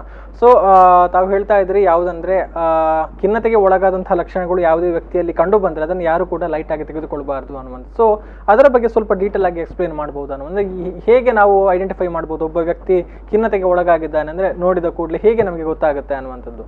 ಸೊ ಒಂದೇನಂದ್ರೆ ಅವರ ಮೊದಲಿನ ಪರ್ಸನಾಲಿಟಿ ಏನಿದೆ ಅದರಿಂದ ಸ್ವಲ್ಪ ಚೇಂಜ್ ಇರ್ತದೆ. ಮಾತಾಡ್ತಿದ್ರೆ ಈಗ ಮಾತು ಕಮ್ಮಿ ಆಗ್ಬೋದು, ಇಂಟ್ರಾಕ್ಷನ್ ಕಮ್ಮಿ ಆಗ್ಬೋದು, ಲೋ ಮೂಡ್ ಅಥವಾ ಬೇಸರ, ಯಾವುದು ಮೊದಲು ಮಾಡುವಂತ ಕೆಲಸದಲ್ಲಿ ತುಂಬಾ ಇಂಟ್ರೆಸ್ಟ್ ತಗೊಳ್ತಿದ್ರು, ಕೆಲಸ ಮಾಡ್ಲಿಕ್ಕೆ ಬೇಡ, ತುಂಬಾ ವೀಕ್ನೆಸ್ ಆಗ್ಬೋದು, ನಿದ್ರೆ ಒಂದೇ ಹೆಚ್ಚಾಗುದು ಅಥವಾ ಕಮ್ಮಿ ಆಗುದು, ಊಟ ಬೇಡ ಅಥವಾ ತೂಕ ಕಮ್ಮಿ ಆಗುದು, ಹೀಗಿದೆಲ್ಲ ತೊಂದರೆಗಳಿದ್ರೆ ಇಟ್ ಮೇ ಬಿ ಡಿಪ್ರೆಷನ್. ಇದು ಬಿಟ್ರೆ ಇದು ಕಾಯಿಲೆ ಜಾಸ್ತಿ ಆಗ್ತಾ ಹೋದಾಗ ಮೈಲ್ಡ್, ಮಾಡರೇಟ್, ಸಿವಿಯರ್ ಅಂತ ನಾವು ಗ್ರೇಡ್ ಮಾಡ್ತೇವೆ. ಈ ಕಾಯಿಲೆಗಳು ಜಾಸ್ತಿ ಆದ ಹೋದಾಗ ಕೆಲವರಿಗೆ ಹೆಲ್ಪ್ಲೆಸ್ ಅಂತ ಹೇಳ್ತೇವೆ, ನನ್ನ ಕೈಯಲ್ಲಿ ಏನು ಇಲ್ಲ, ನನ್ಗೇನು ಮಾಡ್ಲಿಕ್ಕೆ ಆಗುದಿಲ್ಲ, ಹೋಪ್ಲೆಸ್ ಅಂತ ಹೇಳ್ತೇವೆ, ಇನ್ನೇನು ಸರಿಯಾಗುದಿಲ್ಲ, ಹೀಗಿರೋದಕ್ಕಿಂತ ಸಾಯುವುದೇ ಒಳ್ಳೆಯದು. ವರ್ತ್ಲೆಸ್ ಅಂದ್ರೆ ನಾನೇನು ಪ್ರಯೋಜನ ಇಲ್ಲ, ನಾನು ಆತ್ಮಹತ್ಯೆ ಮಾಡೋದೇ ಒಳ್ಳೇದು. ಫಸ್ಟಿಗೆ ಪ್ಯಾಸಿವ್ ಡೆತ್ ವಿಶಸ್ ಅಂತ ಹೇಳ್ತಾರೆ. ಫಾರ್ ಎಕ್ಸಾಂಪಲ್, ದೇವ್ರೆ ನಾನು ನಡ್ಕೊಂಡು ಹೋಗೋದಾಗೆ ನನ್ಗೆ ಏನಾದ್ರು ಬೀಳಿ, ಬಸ್ ಹೊಡಿಲಿ ಆಗಿದ್ದು. ಅದಾದ ನಂತರ ಕಾಯಿಲೆ ಜಾಸ್ತಿ ಆದಾಗ ಆಕ್ಟಿವ್ ಡೆತ್ ವಿಶಸ್ ಪ್ಲಾನ್ ಮಾಡ್ಲಿಕ್ಕೆ ಶುರು ಮಾಡ್ತಾರೆ, ಹೇಗೆ ಆತ್ಮಹತ್ಯೆ ಮಾಡಬೇಕು, ಹೇಗೆ ಸಾಯ್ಬೇಕು ಅದೆಲ್ಲ ರಿಪೀಟ್ ಆಗಿ ಥಾಟ್ಸ್ ಬರ್ತದೆ. ಪ್ರಯತ್ನಗಳು ಸಹ ಮಾಡುವ ಸಾಧ್ಯತೆಗಳು ಬರ್ಬಹುದು. ಓಕೆ, ಸೊ ಅದು ಇಂಥದನ್ನೆಲ್ಲ ನೋಡಿ ಐಡೆಂಟಿಫೈ ಮಾಡಿ ಏನಾದರೂ ಲಕ್ಷಣಗಳು ಅಂದ್ರೆ ಬಹುಶಃ ಮಾತುಗಳಲ್ಲಿ ಕೂಡ ವ್ಯಕ್ತ ಆಗ್ಬೋದು ಒಬ್ಬ ವ್ಯಕ್ತಿಯದ್ದು ಅನ್ನುವಂಥದ್ದು. ಹೇಳ್ತಾರೆ ನನ್ಗೆ ಈಗ ಗಮನ ಕೊಡ್ಲಿಕ್ಕೆ ಆಗ್ತಾ ಇಲ್ಲ, ಕಾನ್ಸಂಟ್ರೇಷನ್ ಕೊಡ್ಲಿಕ್ಕೆ ಆಗ್ತಿಲ್ಲ, ಅದು ಕಾಮನ್ ಆಗಿ ಹೇಳುವಂತದ್ದು. ಇನ್ನೊಂದೇನಂದ್ರೆ ಜ್ಞಾಪಕ ಶಕ್ತಿ ಕಡಿಮೆ ಆಗಿದೆ ಅಂತ ಹೇಳ್ತಾರೆ. ಬಟ್ ಇದು ಆಕ್ಚುಲಿ ಜ್ಞಾಪಕ ಶಕ್ತಿಯಲ್ಲಿ ಕೊರತೆ ಬರುವುದಲ್ಲ, ಬಟ್ ಗಮನ ಶಕ್ತಿ ಕಡಿಮೆ ಆದ ಕಾರಣ ನಮ್ಗೆ ಹೇಳಿದ್ದು ಕೇಳುವಷ್ಟು ಕೆಪಾಸಿಟಿ ಇರುವುದಿಲ್ಲ, ಅದಕ್ಕೋಸ್ಕರ ಮರ್ತು ಹೋದಾಗೆ ಆಗುವಂತದ್ದು. ಸೊ ಇದು ಒಂದು ಲಕ್ಷಣ ಇರಬಹುದು. ಕಾರಣ ಇಲ್ಲದೆ ಅಳು ಬರುವಂತದ್ದು, ಅದು ಇನ್ನೊಂದು ಕಾರಣ, ಐ ಮೀನ್ ಲಕ್ಷಣ ಇರುವಂತದ್ದು. ಸೊ ಇದೆಲ್ಲ ಕಂಡು ಬಂದಲ್ಲಿ ನಾವು ಮಾನಸಿಕ ಖಿನ್ನತೆ ಇದೆ ಅಂತ ತಿಳ್ಕೊಳ್ಬಹುದು. ಓಕೆ, ಅಂದ್ರೆ ಇದೇ ರೀತಿ ಡಿಪ್ರೆಷನ್ಗೆ ಒಳಗಾಗಿರ್ತಾರೆ ಅಥವಾ ಯಾವುದೋ ಒಂದು ಸಣ್ಣ ಪುಟ್ಟ ಮಾನಸಿಕ ಸಮಸ್ಯೆಗಳಿಗೆ ಒಳಗಾಗಿರ್ತಾರೆ, ಅವರನ್ನ ಸಂಪೂರ್ಣವಾಗಿ ಹೊರಗೆ ತರುವಂತದ್ದು ಹೇಗೆ, ಚಿಕಿತ್ಸಾ ವಿಧಾನಗಳು ಹೇಗೆಲ್ಲ ಅನ್ನುವಂಥದ್ದು ನೋಡಿ. ಕೆಲವರು ಫಸ್ಟ್ ಆಫ್ ಆಲ್ ನಾವು ಡಿಪ್ರೆಷನ್ ಹೌದಾ ಅಲ್ವಾ ಅಂತ ನೋಡ್ಬೇಕು. ಓಕೆ, ಈಗ ದಿನ ಜೀವನದಲ್ಲಿ ಒಂದ್ಸತಿ ಬೇಸರ, ಖುಷಿ, ಡಿಪ್ರೆಷನ್ ಅಂದ್ರೆ ಕೆಲವರು ಹೇಳ್ತಾರೆ ನನಗೆ ಒಂದಿನ ಫುಲ್ ಡಿಪ್ರೆಷನ್ ಆಗಿತ್ತು ಅಂತ. ಸೊ ಈ ಡಿಪ್ರೆಷನ್ ಅಂತ ಏನ್ ಹೇಳ್ತಾರೆ ಅದು ಕಂಟಿನ್ಯೂಸ್ ಆಗಿ ಇರ್ಬೇಕು, 2 ವಾರದಕ್ಕಿಂತ ಜಾಸ್ತಿ ಇರ್ಬೇಕು, ದಿನ ಇರ್ಬೇಕು. ಇನ್ನು ಕೆಲವು ಸಂಬಂಧಗಳ ವಿಚಾರದಲ್ಲೂ ಕೂಡ ಏರುಪೇರು ಡಿಪ್ರೆಷನ್ ಅಂದ್ರೆ ಬಹುಶಃ ಬಹುಶಃ ಅದನ್ನ ಪರಿಗಣಿಸೋದಕ್ಕೆ ಆಗೋದಿಲ್ಲ ಮಾನಸಿಕ ಸಮಸ್ಯೆಗಳು ಅನ್ನುವಂಥದ್ದು. ನಾವು ರಿಯಾಕ್ಟಿವ್ ಡಿಪ್ರೆಷನ್ ಅಂತ ಹೇಳ್ತೇವೆ. ಯೂಶಲಿ ಇದು ಮೆಡಿಸಿನ್ಸ್ ಗೆ ಒಳ್ಳೆ ರೀತಿಯಲ್ಲಿ ರೆಸ್ಪಾಂಡ್ ಮಾಡ್ತದೆ. ಸೊ ಎಸ್, ಇನ್ನಷ್ಟು ಮಾತನಾಡೋಣ. ಒಬ್ಬರು ಕಾಲರ್ ಇದ್ದಾರೆ. ಹಲೋ. Hello sir. ನಮಸ್ತೆ. ನಮಸ್ತೆ. ಎಸ್, ತಮ್ಮ ಹೆಸರು ಮತ್ತೆ ಎಲ್ಲಿಂದ ಕರೆ ಮಾಡ್ತಿದ್ದೀರಿ? ನಾನು ಸತೀಶ್ ಅಂತ, ಉಡುಪಿಯಿಂದ ಮಾತಾಡ್ತಿರೋದು. ಓಕೆ, ಹೇಳಿ ತಮ್ಗೆ ಏನಾದರೂ ಸಮಸ್ಯೆಗಳಿದ್ರೆ ಕೇಳ್ಬೋದು, ವೈದ್ಯರಿದ್ದಾರೆ ಉತ್ತರ ಕೊಡ್ತಾರೆ. ನಮಸ್ತೆ ಡಾಕ್ಟರ್. ನಮಸ್ತೆ ಸರ್, ನಾನೊಂದು ಪ್ರೈವೇಟ್ ಕಂಪನಿಯಲ್ಲಿ ವರ್ಕ್ ಮಾಡೋದು. ಓಕೆ, ಹೇಳಿ. ಕಂಪ್ಯೂಟರ್ ಮುಂದೆ ಕೂತ್ಕೊಳ್ತೇನೆ ತುಂಬ ಹೊತ್ತು. ಅದು ತುಂಬ ಒಂಥರ ವರ್ಕ್ ಒಂಥರ ಇದಾದಾಗ ಆಗ್ತದೆ, ಅಂದರೆ ಫುಲ್ ಪ್ರೆಷರಲ್ಲಿ ವರ್ಕ್ ಮಾಡಿದಾಗ ಒಂಥರ ಏನೋ ಒಂದು ಇದಾಗ್ತದೆ, ಅಂದರೆ ಮನಸ್ಸಿಗೆ ಒಂಥರ ಪ್ರೆಷರ್ ಬೀಳ್ತದಲ್ಲ, ಆವಾಗ ಒಂಥರ ಮನಸ್ಸು ಅಪ್ಸೆಟ್ ಆಗ್ತದೆ. ಓಕೆ, ಅದು ಯಾವ ಪ್ರಾಬ್ಲಮ್ ಏನು ಅಂತ ಅದು ತುಂಬಾ ಅಂದ್ರೆ ಅದು ಮಾನಸಿಕ ಸಮಸ್ಯೆ ಅನ್ನುವಂಥದ್ದು ಅವರು ತಮ್ಮ ಪ್ರಶ್ನೆ. ನಿಮ್ಗೆ ಹೇಗೆ ಅನುಭವ ಆಗ್ತಿದೆ? ದಿನ ಆಗ್ತದಾ ಅಥವಾ ಡೈಲಿ ಆಗಲ್ಲ, ಒಮ್ಮೊಮ್ಮೆ. ಇದು ತುಂಬಾ ಪ್ರೆಷರ್ ಇದ್ದಾಗ, ವರ್ಕ್ ಪ್ರೆಷರ್ ಇದ್ದಾಗ ತುಂಬಾ ಒಮ್ಮೊಮ್ಮೆ ಆಗ್ತದೆ.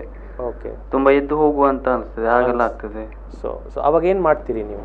ನಾ ಏನಿಲ್ಲ, ಸ್ವಲ್ಪ ರಿಲ್ಯಾಕ್ಸ್ ಆಗ್ತೇನೆ ಅಷ್ಟೇ. ಹೊರಗಡೆ ಹೋಗಿ ಬಂದು ಆಚೆ ಈಚೆ ಸ್ವಲ್ಪ ನೋಡಿ, ನೀರೆಲ್ಲ ಕುಡಿದು. ಹೆಲ್ಪ್ ಆಗ್ತದ ಅದು? ಹಾ, ಸ್ವಲ್ಪ ಮಟ್ಟಿಗೆ ಹೆಲ್ಪ್ ಆಗ್ತದೆ. ಓಕೆ, ಸೊ ನೋಡಿ, ಈ ಸ್ಟ್ರೆಸ್ ಅಂತ ಹೇಳುವುದು ಎಲ್ಲರೂ ಎಕ್ಸ್ಪೀರಿಯನ್ಸ್ ಮಾಡ್ತಾರೆ.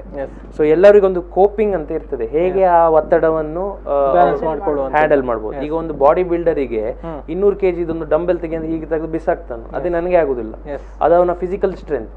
ಹಾಗೆ ನಮ್ಮ ಮನಸ್ಸಿದು ಸಹ ಒಂದು ಕೆಪಾಸಿಟಿ ಇರ್ತದೆ. ಸೊ ಮೇಡಮ್ ಅಲ್ಲ, ಅದೇ. ಸೊ ಅವ್ರು ಹೇಳಿದ ಪ್ರಕಾರ ಅವರಿಗೆ ಅವರು ಸ್ವಲ್ಪ ರಿಲ್ಯಾಕ್ಸಿಂಗ್ ಟೆಕ್ನಿಕ್ಸ್ ಅವರದೇ ಆದದ್ದು ಅವ್ರು ಯೂಸ್ ಮಾಡ್ತಾ ಇದ್ದಾರೆ. ಅದು ಮಾಡಿ ಬರುವಾಗ ಅವರಿಗೆ ರಿಲ್ಯಾಕ್ಸ್ ಆಗ್ತದೆ, ಕೆಲಸ ಮಾಡ್ಲಿಕ್ಕೆ ಆಗ್ತಾ ಉಂಟು. ಸೊ ಹಾಗಿದ್ದಲ್ಲಿ ಅದು ನಾರ್ಮಲ್, ಅಷ್ಟೊಂದು ಹೆದರುವಂತದ್ದು ಏನಲ್ಲ. ಬಟ್ ಒಂದ್ ವೇಳೆ ಅವರಿಗೆ ಕೆಲಸದಲ್ಲಿ ಆ ಒತ್ತಡದಿಂದಾಗಿ ಮಾಡ್ಲಿಕ್ಕೆ ಆಗ್ತಾ ಇಲ್ಲ, ಪರ್ಫಾರ್ಮ್ ಮಾಡ್ಲಿಕ್ಕೆ ಆಗ್ತಾ ಇಲ್ಲ, ಅವರ ಬಗ್ಗೆ ಕಂಪ್ಲೇಂಟ್ಸ್ ಬರ್ತಾ ಇದೆ, ಡಿಸ್ಫಂಕ್ಷನ್ ಕಾಸ್ ಮಾಡ್ತಾ ಇದೆ ಅಂತಂದ್ರೆ ಅವಾಗ ಅವರು ಡಾಕ್ಟರ್ ಅನ್ನು ಹೋಗಿ ಭೇಟಿ ಆಗೋದು ಬೆಟರ್. ಓಕೆ, ಎಸ್ ಸತೀಶ್ ಅವರೇ, ತಮ್ಮ ಪ್ರಶ್ನೆಗೆ ಉತ್ತರ ಸಿಕ್ಕಿದೆ ಅಂತ. ಇನ್ನೊಂದು ರಿಲ್ಯಾಕ್ಸೇಷನ್ ಎಕ್ಸರ್ಸೈಸಸ್ ಅಂತ ಹೇಳ್ತಾರೆ. ಸೊ ಇದು ಅನೇಕ ಸೋರ್ಸಸ್ ಅವೈಲೇಬಲ್ ಇದೆ, ಕೆಲವೊಂದು ಹೆಲ್ತ್ ಚಾನಲ್ಸ್ ಮತ್ತೆ ಇದನ್ನೆಲ್ಲ, ಅಂದ್ರೆ ವರ್ಲ್ಡ್ ಹೆಲ್ತ್ ಆರ್ಗನೈಸೇಷನ್ ಹಾಗಿದೆಲ್ಲ ಇದರಲ್ಲಿ. So they teach some things, relaxation exercises ಅಂತ ಹೇಳ್ಬೋದು.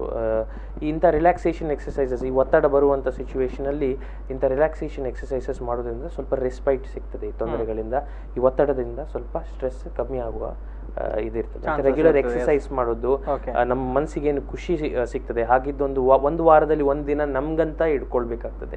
ಆ ದಿನದಲ್ಲಿ ನಮ್ಮ ಮನಸ್ಸಿಗೆ ಏನು ಖುಷಿ ಕೊಡ್ತದೆ ಅಂತ ಕೆಲಸ ಮಾಡಿದ್ರೆ ಓವರ್ ದ ವೀಕ್ ನಾವು ವಾಪಸ್ ವರ್ಕಿಗೆ ಹೋದಾಗ ಒಂದು ನಮ್ಮನ್ನು ಒಂದು ರೀಚಾರ್ಜ್ ಮಾಡ್ಕೊಂಡಾಗೆ ನಮಗೆ ಆಗ್ತದೆ. So do the things that you like ಅಂತ ಹೇಳಿ. ಮತ್ತೆ ಯೋಗ ಕೂಡ ತುಂಬಾ ಒಳ್ಳೇದು. It is actually considered one of the best antidepressant ಅಂತ. ಸೊ ಅದು ಒಳ್ಳೆ ರಸಾಯನದ ಉತ್ಪತ್ತಿ ಪ್ರೊಡ್ಯೂಸ್ ಮಾಡ್ತದೆ. ಸೊ ಅದ ಕಾರಣ ಯೋಗ ಕೂಡ ಮಾಡೋದು ಒಳ್ಳೆಯದು.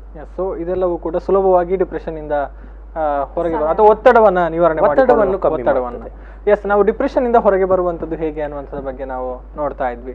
ಸೊ ಈಗಾಗಲೇ ಹೇಳಿದ್ರಿ ಅಂದ್ರೆ ಕೆಲವೊಂದನ್ನು ನೋಡ್ಬೇಕಾಗತ್ತೆ, ಸ್ಪೆಸಿಫಿಕ್ ಕೇಸಸ್ ಅನ್ನ ಸ್ಟಡಿ ಮಾಡ್ಬೇಕಾಗತ್ತೆ ಅನ್ನುವಂಥದ್ದು. ಅಂದ್ರೆ ದೈನಂದಿನ ಜೀವನದಲ್ಲಿ ಇರುವಂತದ್ದು ಸಾಮಾನ್ಯವಾಗಿರ್ತದೆ. ಸೊ ಅದು ಯಾವಾಗ ಖಿನ್ನತೆ ಅಂತ ನಾವು ಡಿಸೈಡ್ ಮಾಡಬಹುದು ಅಂತ ನೋಡಿ. ನಾನು ಹೇಳಿದೆ ಮೊದಲೇ ಗ್ರೇಡಿಂಗ್ ಅಂತ ಹೇಳ್ತೀವಿ, ಮೈಲ್ಡ್, ಮಾಡರೇಟ್, ಸಿವಿಯರ್ ಅಂತ. ಸೊ ಈ ಮೈಲ್ಡ್ ಡಿಪ್ರೆಷನ್ ಅಲ್ಲಿ ಜಾಸ್ತಿಯಾಗಿ ನಾವು ಥೆರಪಿ ಅಂತ ಹೇಳ್ತೇವೆ, ಟಾಕ್ ಥೆರಪಿ ಅಥವಾ ಬೇರೆ ಬೇರೆ ನಮೂನೆಯ ಥೆರಪೀಸ್ ಇರ್ತದೆ. ಸೊ ಒಂದು ಥೆರಪಿಸ್ಟ್ ಮತ್ತೆ ಆ ಪೇಷಂಟ್ ಕೂರ್ತಾರೆ, ಅವರ ತೊಂದರೆಗಳ ಬಗ್ಗೆ ಮಾತಾಡ್ತಾರೆ, ತೊಂದರೆಯನ್ನು ಫಸ್ಟ್ ಫೈಂಡ್ ಔಟ್ ಮಾಡ್ತಾರೆ, ಏನೆಲ್ಲ ಇದೆ ಪ್ರಾಬ್ಲಮ್ಸ್, ಆ ಪ್ರಾಬ್ಲಮ್ ಅನ್ನು ಹೇಗೆ ಸಾಲ್ವ್ ಮಾಡುದಂತ ಒಂದು ಉತ್ತರವನ್ನು ಒಟ್ಟಿಗೆ ಕೂತು ಹುಡುಕ್ತಾರೆ. ಸೊ ಈ ಮೈಲ್ಡ್ ಡಿಪ್ರೆಷನ್ಗೆ ಜಾಸ್ತಿಯಾಗಿ ಥೆರಪಿ ಕೊಟ್ರೆ ಸಹ ಅದಕ್ಕೆ ಟ್ರೀಟ್ಮೆಂಟ್ ಮಾಡುವ ಚಾನ್ಸಸ್ ಇರ್ತದೆ. ಸೊ ಇದು ಮಾಡರೇಟ್ ಮತ್ತೆ ಸಿವಿಯರ್ ಯಾವಾಗ ಜಾಸ್ತಿ ಆಗ್ತದೆ, ಕೆಲವೊಂದು ಸತಿ ಮೈಲ್ಡ್ ಸಹ ನಿದ್ರೆ ಎಲ್ಲ ಕಮ್ಮಿ ಆದಾಗ ಇಂಥ ವ್ಯಕ್ತಿಗಳಿಗೆ ಮಾತ್ರೆ ಅಗತ್ಯ ಇರ್ತದೆ. ಸೊ ಈ ಮಾತ್ರೆಗಳೇ ಜ್ವರದ ಮಾತ್ರೆ ತರ ಅಲ್ಲ, ಒಂದ್ ದಿವಸ ತಗೊಂಡು 2 ದಿವಸದಲ್ಲಿ ಸರಿ ಆಗ್ತದೆ. ಕಂಟಿನ್ಯೂಸ್ ಆಗಿ 2 ವಾರದ ಅಥವಾ 1 ತಿಂಗಳ ಆಗ್ತಾ ಬಂದಾಗ ಮೆಲ್ಲ ಇಂಪ್ರೂವ್ಮೆಂಟ್ ಬರ್ತದೆ. ಅಂದ್ರೆ ಕೆಲವರಿಗೆ ಸ್ವಲ್ಪ ಜಾಸ್ತಿ ಸಮಯ ಸಹ ಬೇಕಾಗ್ತದೆ. ಸೊ ಅದನ್ನು ಕಂಟಿನ್ಯೂ ಮಾಡ್ತಾ ಡಾಕ್ಟರ್ಗೆ ರೆಗ್ಯುಲರ್ ವಿಸಿಟ್ ಹೋಗಿ ಕನ್ಸಲ್ಟೇಷನ್ ಮಾಡಿ ಒಂದು 6 months to 8 months ಆದಾಗ ರೆಮಿಷನ್ ಅಂತ ಹೇಳ್ತೇವೆ ನಾವು, ಈ ಸಿಂಪ್ಟಮ್ಸ್ ಎಲ್ಲ ನಾರ್ಮಲಿಗೆ ಬರ್ತದೆ. ಸೊ ನಿಮ್ಮ ಡಾಕ್ಟರ್ ಹೇಳೋದ್ ಪ್ರಕಾರ ಅದನ್ನು ಕಂಟಿನ್ಯೂ ಮಾಡಿ ಮತ್ತೆ ಹುಷಾರಾದಾಗ ಅದನ್ನು ಮೆಲ್ಲ ಟೇಪರ್ ಮಾಡಿ ಸ್ಟಾಪ್ ಮಾಡುವ ಪ್ರೊವಿಷನ್ಸ್ ಇರ್ತದೆ. ಅದೇನು ಪರ್ಮನೆಂಟ್ ತಗೊಳ್ಳುವಂತ ಟ್ಯಾಬ್ಲೆಟ್ಸ್ ಅಲ್ಲ ಅದು. ಓಕೆ. ಇನ್ನು ಕೆಲವರು ಈಗಾಗಲೇ ಹೇಳಿದಾಗೆ ಈ ಮಾದಕ ದ್ರವ್ಯ ವ್ಯಸನಕ್ಕೆ ತುತ್ತಾದವರು ಇದರಿಂದ ಹೊರಗೆ ಬರಬೇಕು ಅಂತ ಟ್ರೈ ಮಾಡ್ತಾ ಇದ್ದಾರೆ. ಸೊ ಅವರನ್ನ ಹೇಗೆ ಹೊರಗೆ ತರೋದಕ್ಕಾಗತ್ತೆ? ಅಂದ್ರೆ ಮದ್ಯಪಾನ ಇರ್ಬೋದು, ಡ್ರಗ್ಸ್ ಇರ್ಬೋದು, ಅಡಿಕ್ಟ್ ಆದವರು ನಾವು ಮತ್ತೆ ಮೊದಲಿನಂತ ಆಗಬೇಕು ಅಂತ ಬಯಸ್ತಾರೆ. ಸೊ ಅವರಿಗೆ ಏನು ವ್ಯವಸ್ಥೆಗಳು ಅಂತ? ಈಗ ಹೆಚ್ಚಿನ ಆಸ್ಪತ್ರೆಗಳಲ್ಲಿ, ಎಜೆ ಆಸ್ಪತ್ರೆಯಲ್ಲಿ ಕೂಡ ಡಿ ಅಡಿಕ್ಷನ್ ಸೆಂಟರ್ ಅಂತಲೇ ಇರ್ತದೆ. ಸೊ ಈ ತರದ ಸಮಸ್ಯೆಗಳಿದ್ದವರು ಅಲ್ಲಿ ಅಡ್ಮಿಟ್ ಆದ್ರೆ ಅವರಿಗೆ ಒಂದು 10 days to 3 weeks ಇದು ಪ್ರೋಗ್ರಾಮ್ ಇರ್ತದೆ. ಅದರಲ್ಲಿ ಅವರಿಗೆ ಯಾವ ಅಮಲು ಪದಾರ್ಥ ತಗೊಳ್ತಾ ಇದ್ರು ಅದರಿಂದ ಹೊರಗೆ ಬರ್ಲಿಕ್ಕೆ ಕೆಲವೊಂದು ಮೆಡಿಸಿನ್ಸ್ ಕೊಡ್ತಾರೆ. ಮತ್ತೆ ಅವರು ಸ್ವಲ್ಪ ಸ್ಟೇಬಲ್ ಆದ ನಂತರ ಅವರಿಗೆ ಕೌನ್ಸಿಲಿಂಗ್ ಎಲ್ಲ ಕೊಟ್ಟು ಆಸೆ ಕಡಿಮೆ ಮಾಡುವಂತ ಮಾತ್ರೆಗಳ ಬಗ್ಗೆ ಮಾಹಿತಿ ಕೊಟ್ಟು ಅದನ್ನು ಶುರು ಮಾಡುವಂತದ್ದು. ಸೊ ಈ ರೀತಿಯಲ್ಲಿ ಅವರಿಗೆ ಮೊದಲಿನ ಹಾಗೆ ಆಗ್ಲಿಕ್ಕೆ ನಾವು ಸಪೋರ್ಟ್ ಮಾಡ್ತೇವೆ. ಅದರ ಜೊತೆಗೆ ಜಿಲ್ಲಾ ಮಾನಸಿಕ ಆರೋಗ್ಯ ಕಾರ್ಯಕ್ರಮದ ಅಡಿಯಲ್ಲಿ ಕೂಡ ಅನೇಕ ಕಾರ್ಯಕ್ರಮಗಳನ್ನ ಹಮ್ಮಿಕೊಳ್ಳಲಾಗಿರುವುದು. ಸೊ ಅದು ಏನೆಲ್ಲ ಕಾರ್ಯಕ್ರಮಗಳು ಅಥವಾ ಎಲ್ಲಿ ಈ ತರ ಕ್ಲಿನಿಕ್ಸ್ ಎಲ್ಲ ಇದೆ? ಸೊ ಈಗ ನಮ್ಮ ಟೋಟಲ್ 8 OPD ಕ್ಲಿನಿಕ್ಸ್ ಇದೆ. ನಾವು ಈ ಡಿಸ್ಟ್ರಿಕ್ಟ್ ಇದು ಬೇರೆ ಬೇರೆ ಜಿಲ್ಲೆಯ ಬೇರೆ ಬೇರೆ ಜಾಗಗಳಿಗೆ ಹೋಗಿ ಅಲ್ಲಿ ಪೇಷಂಟ್ ಗಳನ್ನು ನೋಡ್ತೇವೆ. ಸೊ ವಾಕ್ ಇನ್ ಇಂಟರ್ವ್ಯೂ ಯಾರಿಗೆ ಬೇಕಿದ್ರು ಸಹ ಜಸ್ಟ್ ದೇ ಕ್ಯಾನ್ ಕಮ್, ಒಂದು ಫೈಲ್ ಮಾಡಬಹುದು, ನಮ್ಮ ಹತ್ರ ಕನ್ಸಲ್ಟೇಷನ್ ತಗೊಂಡು ಹೋಗ್ಬೋದು. Completely free it is. And also ಕೆಲವೊಂದು ಮದ್ದುಗಳು, ಅದಕ್ಕೆ ಬೇಕಿದ್ದಂತ ಟ್ಯಾಬ್ಲೆಟ್ಗಳು ಸಹ ನಾವು ಅದನ್ನು ಗವರ್ಮೆಂಟ್ ಸಪ್ಲೈಯಿಂದನೇ ಕೊಡಿಸ್ತಿದ್ದೇವೆ.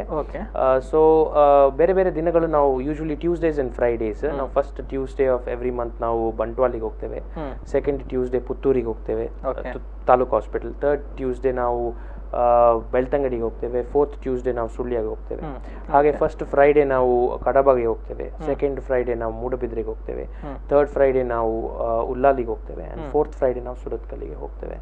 ಸೊ ಯಾರಿಗಾದ್ರೂ ತೊಂದರೆ ಇದ್ರೆ ಈ ದಿನಗಳವರು ಬಂದ್ರೆ ಅಲ್ಲಿ ಅವರಿಗೆ ಟ್ರೀಟ್ಮೆಂಟ್ ಕೊಡ್ತೇವೆ ನಾವು. ಎಲ್ಲ ನಮ್ಗೆ ಮನಸ್ಸಿಗೆ ಸಂಬಂಧಪಟ್ಟ ತೊಂದರೆಗಳು ಇನ್ಕ್ಲೂಡಿಂಗ್ ಡ್ರಿಂಕ್ಸ್ ಅಥವಾ ಡ್ರಗ್ಸ್ OPD ಬೇಸಿಸ್ ಅಲ್ಲಿ ಟ್ರೀಟ್ಮೆಂಟ್ ಕೊಡ್ತೇವೆ ನಾವು. ಎಲ್ಲಾದ್ರೂ ನಮ್ಗೆ ಅಲ್ಲಿ ಟ್ರೀಟ್ಮೆಂಟ್ ಮಾಡ್ಲಿಕ್ಕೆ ಕಷ್ಟ ಆಗ್ತಂತ ಹೇಳಿದ್ರೆ ನಾವು ಹೈಯರ್ ಸೆಂಟರಿಗೆ ರೆಫರ್ ಮಾಡ್ತೇವೆ, ವೆನ್ಲಾಕ್ ಹಾಸ್ಪಿಟ್ಲಿಗೆ ಅವರನ್ನು ನಾವು ಕಳಿಸ್ತೇವೆ. ಅವರ ಚಾಯ್ಸ್ ಅದು ಎಲ್ಲಿ ಬೇಕು ಅಂತ ನಾವು ಅವರಿಗೆ ಇನ್ಫಾರ್ಮೇಶನ್ ನೀಡ್ತೇವೆ. ಓಕೆ. ಫೈನಲ್ ಆಗಿ ಕೇಳೋದಿದ್ರೆ ಕೊನೆಯದಾಗಿ ಅಂದ್ರೆ ಒಬ್ಬ ವ್ಯಕ್ತಿ ತನ್ನ ಮಾನಸಿಕ ಆರೋಗ್ಯವನ್ನ ಹೇಗೆ ಸುಲಭವಾಗಿ ಉತ್ತಮವಾಗಿ ನೋಡಿಕೊಳ್ಬಹುದು ಅನ್ನುವಂಥದ್ದು. Yes madam. ಇದಕ್ಕೆ ಒಂದು ಏನಂದ್ರೆ, ಈಗ ಏನಾದ್ರೂ ಒಂದು ಸಮಸ್ಯೆ ಅವರಿಗೆ ಬಂದಾಗ ಓಪನ್ ಆಗಿ ಅದರ ಬಗ್ಗೆ ಅವರು ಡಿಸ್ಕಸ್ ಮಾಡಿದ್ರೆ, ಅಂದ್ರೆ ಯಾರಿಂದ ಸಹಾಯ ಸಿಗ್ತದೆ, ಮೆಂಟಲ್ ಹೆಲ್ತ್ ಪ್ರೊಫೆಷನಲ್ಸ್ ಹತ್ರ ಹೋಗಿ ಡಿಸ್ಕಸ್ ಮಾಡಿದ್ರೆ ಅವರಿಗೆ ಕರೆಕ್ಟ್ ಮಾಹಿತಿ ಸಿಗ್ತದೆ, ಅದನ್ನು ಬೆಟರ್ ರೀತಿಯಲ್ಲಿ ಹ್ಯಾಂಡಲ್ ಮಾಡ್ಲಿಕ್ಕೆ ಸಾಧ್ಯ ಆಗುವಂತದ್ದು. ಅದು ಒಂದು ಮೋಸ್ಟ್ ಇಂಪಾರ್ಟೆಂಟ್ ಥಿಂಗ್. ಸಮಾಜ ಏನ್ ಹೇಳ್ತದೆ, ಜನರು ಏನ್ ಹೇಳ್ತಾರೆ ಅಂತ ಅದರ ಬಗ್ಗೆ ಆಲೋಚನೆ ಮಾಡಿ ಮುಜುಗರ ಮಾಡುವುದಕ್ಕಿಂತ ಅವರಿಗೆ ತೊಂದರೆ ಆಗ್ತಾ ಇದೆ ಅಂತ ಕಂಡು ಬಂದಲ್ಲಿ ಅವರು ಓಪನ್ ಆಗಿ ಏನು ಪ್ರಾಬ್ಲಮ್ ಇಲ್ಲದೆ ಹೋಗಿ ಕನ್ಸಲ್ಟ್ ಮಾಡೋದು ಬೆಟರ್ ಆಪ್ಷನ್. ಯಾಕಂದ್ರೆ ಅವರಿಗೆ ಏನೇ ಡೌಟ್ಸ್ ಇದ್ರು, ಕೆಲವೊಮ್ಮೆ ಅವರಿಗೆ ಕಾಯಿಲೆ ಇಲ್ಲದೆ ಇರಬಹುದು, ಅವ್ರು ಎಣಿಸ್ತಾ ಇರಬಹುದು ನನ್ಗೆ ಏನಾದ್ರೂ ಮೇಜರ್ ಪ್ರಾಬ್ಲಮ್ ಪ್ರಾಬ್ಲಮ್ ಇದೆ. ಗೊತ್ತಿಲ್ಲದವ್ರ ಹತ್ರ ಡಿಸ್ಕಸ್ ಮಾಡಿ ಇನ್ನೂ ಗೊಂದಲಕ್ಕೆ ಒಳಗಾಗೋದಕ್ಕಿಂತ ಗೊತ್ತಿದ್ದವ್ರ ಹತ್ರ ಕೇಳಿದ್ರೆ ಅವರಿಗೆ ಆಕ್ಚುಲಿ ಏನಂತ ಗೊತ್ತಾಗುವಂತದ್ದು. ಫಾರ್ ಎಕ್ಸಾಂಪಲ್ ನಾನೇ ಎಷ್ಟು ಸಲ ನೋಡಿರ್ತೇನೆ ಕೆಲವೊಂದು ರಾಂಗ್ ಅಡ್ವೈಸ್ ಕೊಡುವಂಥದ್ದು. ಖಿನ್ನತೆ ಇರ್ತದೆ, ಬೇಸರ ಇರ್ತದೆ, ಆತ್ಮಹತ್ಯೆ ಮಾಡುವ ಆಲೋಚನೆಗಳು ಬರ್ತದೆ. ಅಂದ್ರೆ ಟ್ರೀಟ್ಮೆಂಟ್ ಮಧ್ಯೆ ಬೇರೆ ಒಂದು ವ್ಯಕ್ತಿ ಹೇಳುದು ನಿಕ್ದಾಲ ಆತಿಜ್ ಏನು ಆಗ್ಲಿಲ್ಲ ನಿಮ್ಗೆ, ನೀನು ಜಸ್ಟ್ ಒಂಚೂರು ಸರಿ ಆಗ್ತಿ, ಏನು ತೊಂದರೆ ಇಲ್ಲ, ನಿನ್ಗೆ ಏನು ಟ್ರೀಟ್ಮೆಂಟ್ ಏನು ಅಗತ್ಯ ಇಲ್ಲ, ಅದೆಲ್ಲ ಮನಸ್ಸಲ್ಲಿ ಇರುದು ನಿನ್ಗೆ ಅಂತ. ಅದು ತಪ್ಪು. ಈಗ ಹಾರ್ಟ್ ಅಟ್ಯಾಕ್ ಆಗಿದ್ದು ವ್ಯಕ್ತಿಗೆ ನಾನು ಹೇಳಲಿಕ್ಕಾಗಲ್ಲ ಕುತ್ಕೋ ಸರಿ ಆಗ್ತದೆ ಅಂತ ಎಲ್ಲ. ಸೊ ನಿಮ್ಗೆ ಅದ್ರ ಬಗ್ಗೆ ಇನ್ಫಾರ್ಮೇಶನ್ ಗೊತ್ತಿಲ್ಲ ಆದ್ರೆ ತಪ್ಪು ಮಾಹಿತಿಯನ್ನು ಜನಗಳಿಗೆ ಕೊಡ್ಬಾರ್ದು. ಅದು ಒನ್ ಥಿಂಗ್. ಈಗ ಜ್ವರ ಬಂದಾಗ ಮಾತ್ರೆ ತಕೊಂಡೇ ಸರಿ ಆಗ್ಬೇಕು. ಅದೇ ತರ ಎಲ್ಲಾ ಮಾನಸಿಕ ಕಾಯಿಲೆಗಳು ಮೆದುಳಲ್ಲಿ ರಸಾಯನದ ಏರುಪೇರಿಂದಾಗಿ ಬರುವಂತದ್ದು. ಸೊ ಈ ರಸಾಯನದ ಏರುಪೇರು ಕರೆಕ್ಟ್ ಮಾಡ್ಲಿಕ್ಕೆ ನಾವು ಮೆಡಿಕೇಶನ್ಸ್ ಕೊಡೋದು. ಈಗ ಡಯಾಬಿಟೀಸ್ ಇದ್ದವರಿಗೆ ಮನಸ್ಸಲ್ಲಿ ಆಲೋಚನೆ ಮಾಡಿ ಶುಗರ್ ಕಂಟ್ರೋಲಿಗೆ ಬರಬೇಕು ಅಂತ ಹೇಳಿದ್ರೆ ಆಗ್ತದ? ಆಗುದಿಲ್ಲ. BP ಕಾಯಿಲೆ ಇದ್ದವರಿಗೆ ನೀವು ಜಸ್ಟ್ ಆಲೋಚನೆ ಮಾಡಿದ್ರೆ ಕಂಟ್ರೋಲಿಗೆ ಬರ್ತದೆ ಅಂತ ಹೇಳಿದ್ರೆ ಆಗುದಿಲ್ಲ. ಅದೇ ತರ ಇದು ಕೂಡ ರಸಾಯನದ ಏರುಪೇರಿಂದಾಗಿ ಬರುವಂತದ್ದು. ಆ ಮಾಹಿತಿ ಹೆಚ್ಚಿನವರಿಗೆ ಇಲ್ಲ. ಸೊ ಅದಕ್ಕೋಸ್ಕರ ಅವರು ಮೆಡಿಸಿನ್ಸ್ ಹೇಗೆ ಸಹಾಯ ಮಾಡ್ತದೆ ಅಂತ ಅದರ ಬಗ್ಗೆ ಅವರಿಗೆ ಗೊಂದಲ ಇರುವಂತದ್ದು. ಅಂದ್ರೆ ದೈಹಿಕ ಆರೋಗ್ಯದಷ್ಟೇ ಪ್ರಾಮುಖ್ಯತೆಯನ್ನ ಮಾನಸಿಕ ಆರೋಗ್ಯಕ್ಕೂ ಕೂಡ ಕೊಡಬೇಕು, ಯಾವುದನ್ನು ಕೂಡ ಕಡೆಗಣನೆ ಮಾಡಬಾರ್ದು ಅನ್ನುವಂಥದ್ದು. ಎಸ್ ಡಾಕ್ಟರ್, ಇನ್ನೊಂದು ಸ್ಟ್ರೆಸ್ ಅಂತ ಹೇಳ್ತೀವಿ, ನಮ್ಮ ಕೆಪಾಸಿಟಿ ನಮ್ಗೆ ಗೊತ್ತಿರಬೇಕು. ಈಗ ನನ್ನ ಬಾಸ್ ನಂಗೆ ಒಂದು 4 ಫೈಲ್ ಕೊಟ್ಟು ಹೇಳ್ತಾರೆ, ನೀನ್ ನೋಡು ಮಂಡೇ ಒಳಗೆ ಇದನ್ನ ಫಿನಿಶ್ ಮಾಡ್ಬೇಕು. ನನ್ಗೆ ಗೊತ್ತಿರ್ತದೆ, ಓಕೆ ನಾನು ಕಷ್ಟದಲ್ಲಿ ಮಾಡ್ತೀನಿ ಇದಂತ. ಆದ್ರೆ ಇನ್ನೊಂದು ಸ್ವಲ್ಪ ಸಮಯ ನನ್ನ ಬಾಸ್ ಇನ್ನೊಂದು 2 ಫೈಲ್ ತಂದಿರ್ತಾರೆ. ಆವಾಗ ನನಗೆ ಇಲ್ಲ ಅಂತ ಹೇಳಲಿಕ್ಕೆ ಬೇಡ, ಯಾಕಂದ್ರೆ ನನ್ನ ಬಾಸ್ಗೆ ಕೋಪ ಬರ್ಬೋದಾ, ಸಿಟ್ಟು ಮಾಡ್ಬೋದಾ, ನನ್ನ ಮೇಲೆ ಏನಾದ್ರು ಮುಂದೆ ತೆಗಿಬಹುದಾ ಅಂತ. ಸೊ ಆಯ್ತಂತ ಹೇಳಿ ನಾನು ಆ ಫೈಲ್ ಅನ್ನು ತಗೊಳ್ತೇನೆ. ಸೊ ಮೊದ್ಲಿದ್ 4 ಆಗುದಿಲ್ಲ, ಹೊಸ್ತು 2 ಕೊಟ್ಟಿದ್ ಸಹ ಆಗುದಿಲ್ಲ. ಸೊ ಎಲ್ಲದಕ್ಕೆ ಎಸ್ ಅಂತ ಹೇಳೋದು ತುಂಬಾ ಈಸಿ, ಆದ್ರೆ ನೋ ಅಂತ ಹೇಳೋದು ತುಂಬಾ ಕಷ್ಟ. ಈ ನೋ ಹೇಳುದಂದ್ರೆ ಅದೊಂದು ಆರ್ಟ್, ಅದನ್ನ ಕಲ್ತ್ಕೊಳ್ಬೇಕು. ಫಾರ್ ಎಕ್ಸಾಂಪಲ್ ನಾನು ಅವ್ರಿಗೆ ಹೇಳ್ತೇನೆ, ಸರ್ ನನಗಾಗುವಂತದ್ದು 4 ಫೈಲ್ ಮಾತ್ರ, ದಯವಿಟ್ಟು ಬೇಜಾರು ಮಾಡಬೇಡಿ, ನಾನು ಇದ್ದಿದ್ದೆ ಹೇಳುದು, ನಾನು ಪ್ರಯತ್ನ ಮಾಡ್ತೇನೆ, ಆದ್ರೆ ನಾಳೆ ಅದೆಲ್ಲಾದ್ರೂ ಮಾಡ್ಲಿಕ್ಕಾಗಿಲ್ಲ, ದಯವಿಟ್ಟು ನನ್ನನ್ನು ಕ್ಷಮಿಸಿ ಅಂತ. ಅವಾಗ ಒಂದೇ ನನ್ನ ಬಾಸಿಗೆ ಏನಾದ್ರು ಬೇಸರಾಗಿ ಆಯ್ತು ಮಾರೆ ಇನ್ನೊಂದ್ 2 ದಿವಸ ತಗೋ ಅಂತ ಹೇಳ್ತಾರೆ. ಇಲ್ಲಾಂದ್ರೆ ಅದನ್ನ ತೆಗೆದು ಬೇರೆಯವ್ರಿಗೆ ಯಾರಿಗಾದ್ರೂ ಒಂದು ಕೊಡ್ತಾರೆ. ಸೊ ನಮ್ಮ ಲಿಮಿಟೇಷನ್ಸ್ ಏನಿದೆ ನಮ್ಗೆ ಗೊತ್ತಿರಬೇಕು, ನಮ್ಮ ಸ್ಟ್ರೆಂತ್ಸ್ ಏನಿದೆ, ನಮ್ಮ ವೀಕ್ನೆಸಸ್ ಏನಿದೆ, ಅದ್ರ ಪ್ರಕಾರ ನಾವು ಜೀವನದಲ್ಲಿ ಪ್ಲಾನ್ ಮಾಡಬೇಕು. ರೆಗ್ಯುಲರ್ ಎಕ್ಸರ್ಸೈಸ್, ಫ್ಯಾಮಿಲಿ ಮೆಂಬರ್ಸ್ ಹತ್ರ ನಮ್ಮ ಭಾವನೆಗಳನ್ನೆಲ್ಲ ಡಿಸ್ಕಸ್ ಮಾಡೋದು, ಫ್ಯಾಮಿಲಿ ಕುಟುಂಬ ಆಗಿ ಒಂದು ಒಳ್ಳೆ ರೀತಿಯಲ್ಲಿ ಹೊರಗಡೆ ಹೋಗುದು, ಟೈಮ್ ಸ್ಪೆಂಡ್ ಮಾಡೋದು, ಇದೆಲ್ಲ ಅಥವಾ ನಿಮ್ಗೆ ಮನಸ್ಸಿಗೆ ಖುಷಿ ಏನ್ ಕೊಡ್ತದೆ ಹಾಗಿದ್ದ ಕೆಲಸ ಮಾಡೋದು, ಇದೆಲ್ಲ ನಮ್ಮ ಸ್ಟ್ರೆಸ್ ಏನಿದೆ ಅದನ್ನ ರೆಡ್ಯೂಸ್ ಮಾಡ್ತದೆ. ಮತ್ತೆ ಮನಸ್ಸಿಗೆ ಸಂಬಂಧಪಟ್ಟ ಕಾಯಿಲೆ ಬಂದಾಗ ಅದ್ರ ಬಗ್ಗೆ ಏನು ನಾಚಿಕೆ ಅಥವಾ ಇದು ಇರಬಾರ್ದು, ಅದ್ರ ಬಗ್ಗೆ ಮಾತಾಡಬೇಕು. ನನ್ಗೆ ಯಾರಿಗೆ ಸಹ ಬರ್ಬೋದು, ನನಗೆ ಸಹ ಬರ್ಬೋದು, ಬೇರೆ ಯಾರಿಗೆ ಸಹ ಬರ್ಬೋದು. ಯಾವುದೇ ರೀತಿಯ ಇಲ್ಲ, ಯಾರಿಗೂ ಕೂಡ ಬರುವಂತಹ ಚಾನ್ಸಸ್ ಇದೆ. ಸೊ ಯಾರು ಕೂಡ ನೆಗ್ಲೆಕ್ಟ್ ಮಾಡಬಾರ್ದು. ಬಂದಾಗ ಟ್ರೀಟ್ಮೆಂಟ್ ಇದೆ. ಈಗ ಇದಕ್ಕೆ ಸೊಲ್ಯೂಷನ್ ಇರ್ಲಿಲ್ಲ ಅಂತಾದ್ರೆ ನಾವು ಮುಚ್ಚುಮರೆ ಮಾಡಿದ್ರೆ ಒಂದು ಅರ್ಥ ಇದೆ. ಬಟ್ ನೀವು ನಾರ್ಮಲ್ ಜೀವನ ನಡೆಸಲಿಕ್ಕೆ ಸ್ಕೋಪ್ ಇರುವಾಗ ಯಾಕೆ ಸುಮ್ಮನೆ ಆ ಚಾನ್ಸ್ ಅನ್ನು ಕಳ್ಕೊಳ್ತೀವಿ? ಜೀವನ ಇರುವಂತದ್ದು ಒಂದೇ, ಅದನ್ನ ಧರ್ಮಕ್ಕೆ ಹಾಳು ಮಾಡಿಕೊಳ್ಳಬಾರ್ದು, ಒಳ್ಳೆ ರೀತಿಯಲ್ಲಿ ಜೀವನ ಮಾಡಬೇಕು ಅನ್ನುವಂಥದ್ದು. ಎಸ್, ಧನ್ಯವಾದಗಳು ಡಾಕ್ಟರ್ ಅನಿರುದ್ಧ ಶೆಟ್ಟಿ. ಜೊತೆಗೆ ಡಾಕ್ಟರ್ ನೀಲಾ ಭಾಮಿಶೆಣೆಯವರೇ ಸಾಕಷ್ಟು ವಿಚಾರಗಳನ್ನ ತಿಳಿಸಿಕೊಟ್ರಿ. ಸೊ ಸಾರ್ವಜನಿಕರು ಮಾನಸಿಕ ಆರೋಗ್ಯಕ್ಕೂ ಕೂಡ ಸಾಕಷ್ಟು ಒತ್ತನ್ನು ಕೊಡಬೇಕು ಅನ್ನುವಂಥದ್ದು. ಸೊ ಮತ್ತೊಮ್ಮೆ ಧನ್ಯವಾದಗಳನ್ನು ಹೇಳ್ತಾ, ಎಸ್ ವೀಕ್ಷಕರೇ, ದೈಹಿಕ ಆರೋಗ್ಯ ಅಥವಾ ನಮ್ಮ ಶರೀರದ ಆರೋಗ್ಯಕ್ಕೆ ನಾವು ಎಷ್ಟು ಗಮನವನ್ನು ಕೊಡ್ತೇವೋ ಅಷ್ಟೇ ಒಂದು ಪ್ರಾಮುಖ್ಯತೆಯನ್ನು ಮಾನಸಿಕ ಆರೋಗ್ಯಕ್ಕೂ ಕೂಡ ಕೊಡಬೇಕಾಗತ್ತೆ. ಯಾಕಂತ ಹೇಳಿದರೆ ದೈಹಿಕ ಆರೋಗ್ಯ ಅಥವಾ ಶರೀರಕ್ಕೆ ಬಂದಂತಹ ಸಮಸ್ಯೆಗಳು ನಮಗೆ ಕಾಣಿಸುತ್ತೆ, ಅದನ್ನು ವೈದ್ಯರಿಗೆ ಹೋಗಿ ನಾವು ಸರಿಪಡಿಸಿಕೊಳ್ಬೋದು. ಆದರೆ ಅನೇಕ ಸಂದರ್ಭಗಳಲ್ಲಿ ನಮ್ಮ ಮನಸ್ಸಿನ ಒಳಗೆ ಕೊರಿತಾ ಇರುವಂತಹ ವಿಚಾರಗಳು ನಮ್ಮ ಗಮನಕ್ಕೆ ಬಾರದೆ ನಮ್ಮ ಜೀವಕ್ಕೆ ಮುಳುವಾಗುವಂತಹ ಸಾಧ್ಯತೆಗಳು ದಟ್ಟ ಆಗಿರುವಂಥದ್ದು. ಸೊ ಯಾವುದೇ ರೀತಿಯ ಸಮಸ್ಯೆಗಳಿದೆ ಅಥವಾ ತಮಗೆ ಗೊತ್ತಿದ್ದಂಥವರು ಈ ರೀತಿಯ ಸಮಸ್ಯೆಗಳಿಗೆ ಒಳಗಾಗಿದ್ದರೆ ಅವರನ್ನು ನೇರವಾಗಿ ವೈದ್ಯರಲ್ಲಿಗೆ ಕರೆದೊಯ್ದು ಅವರಿಗೆ ಸೂಕ್ತ ಒಂದು ಮಾರ್ಗದರ್ಶನವನ್ನು ಮಾಡಿ ಅಂತ ಹೇಳ್ತಾ ಈ ಒಂದು ವಿಶೇಷ ಕಾರ್ಯಕ್ರಮವನ್ನು ಇಲ್ಲಿಗೆ ಮುಕ್ತಾಯಗೊಳಿಸ್ತಾ ಇದ್ದೇನೆ. ಇದು ಈ ಹೊತ್ತಿನ ವಿಶೇಷ. ಮುಂದಿನ ಕಾರ್ಯಕ್ರಮದೊಂದಿಗೆ ಮತ್ತೆ ನಿಮ್ಮ ಮುಂದೆ ಬರ್ತೀನಿ. ನಿರಂತರವಾದ ಸುದ್ದಿ, ಮಾಹಿತಿ, ಮನೋರಂಜನೆಗಾಗಿ ನೋಡ್ತಾ ಇರಿ V4 ನ್ಯೂಸ್. ನಮಸ್ಕಾರ.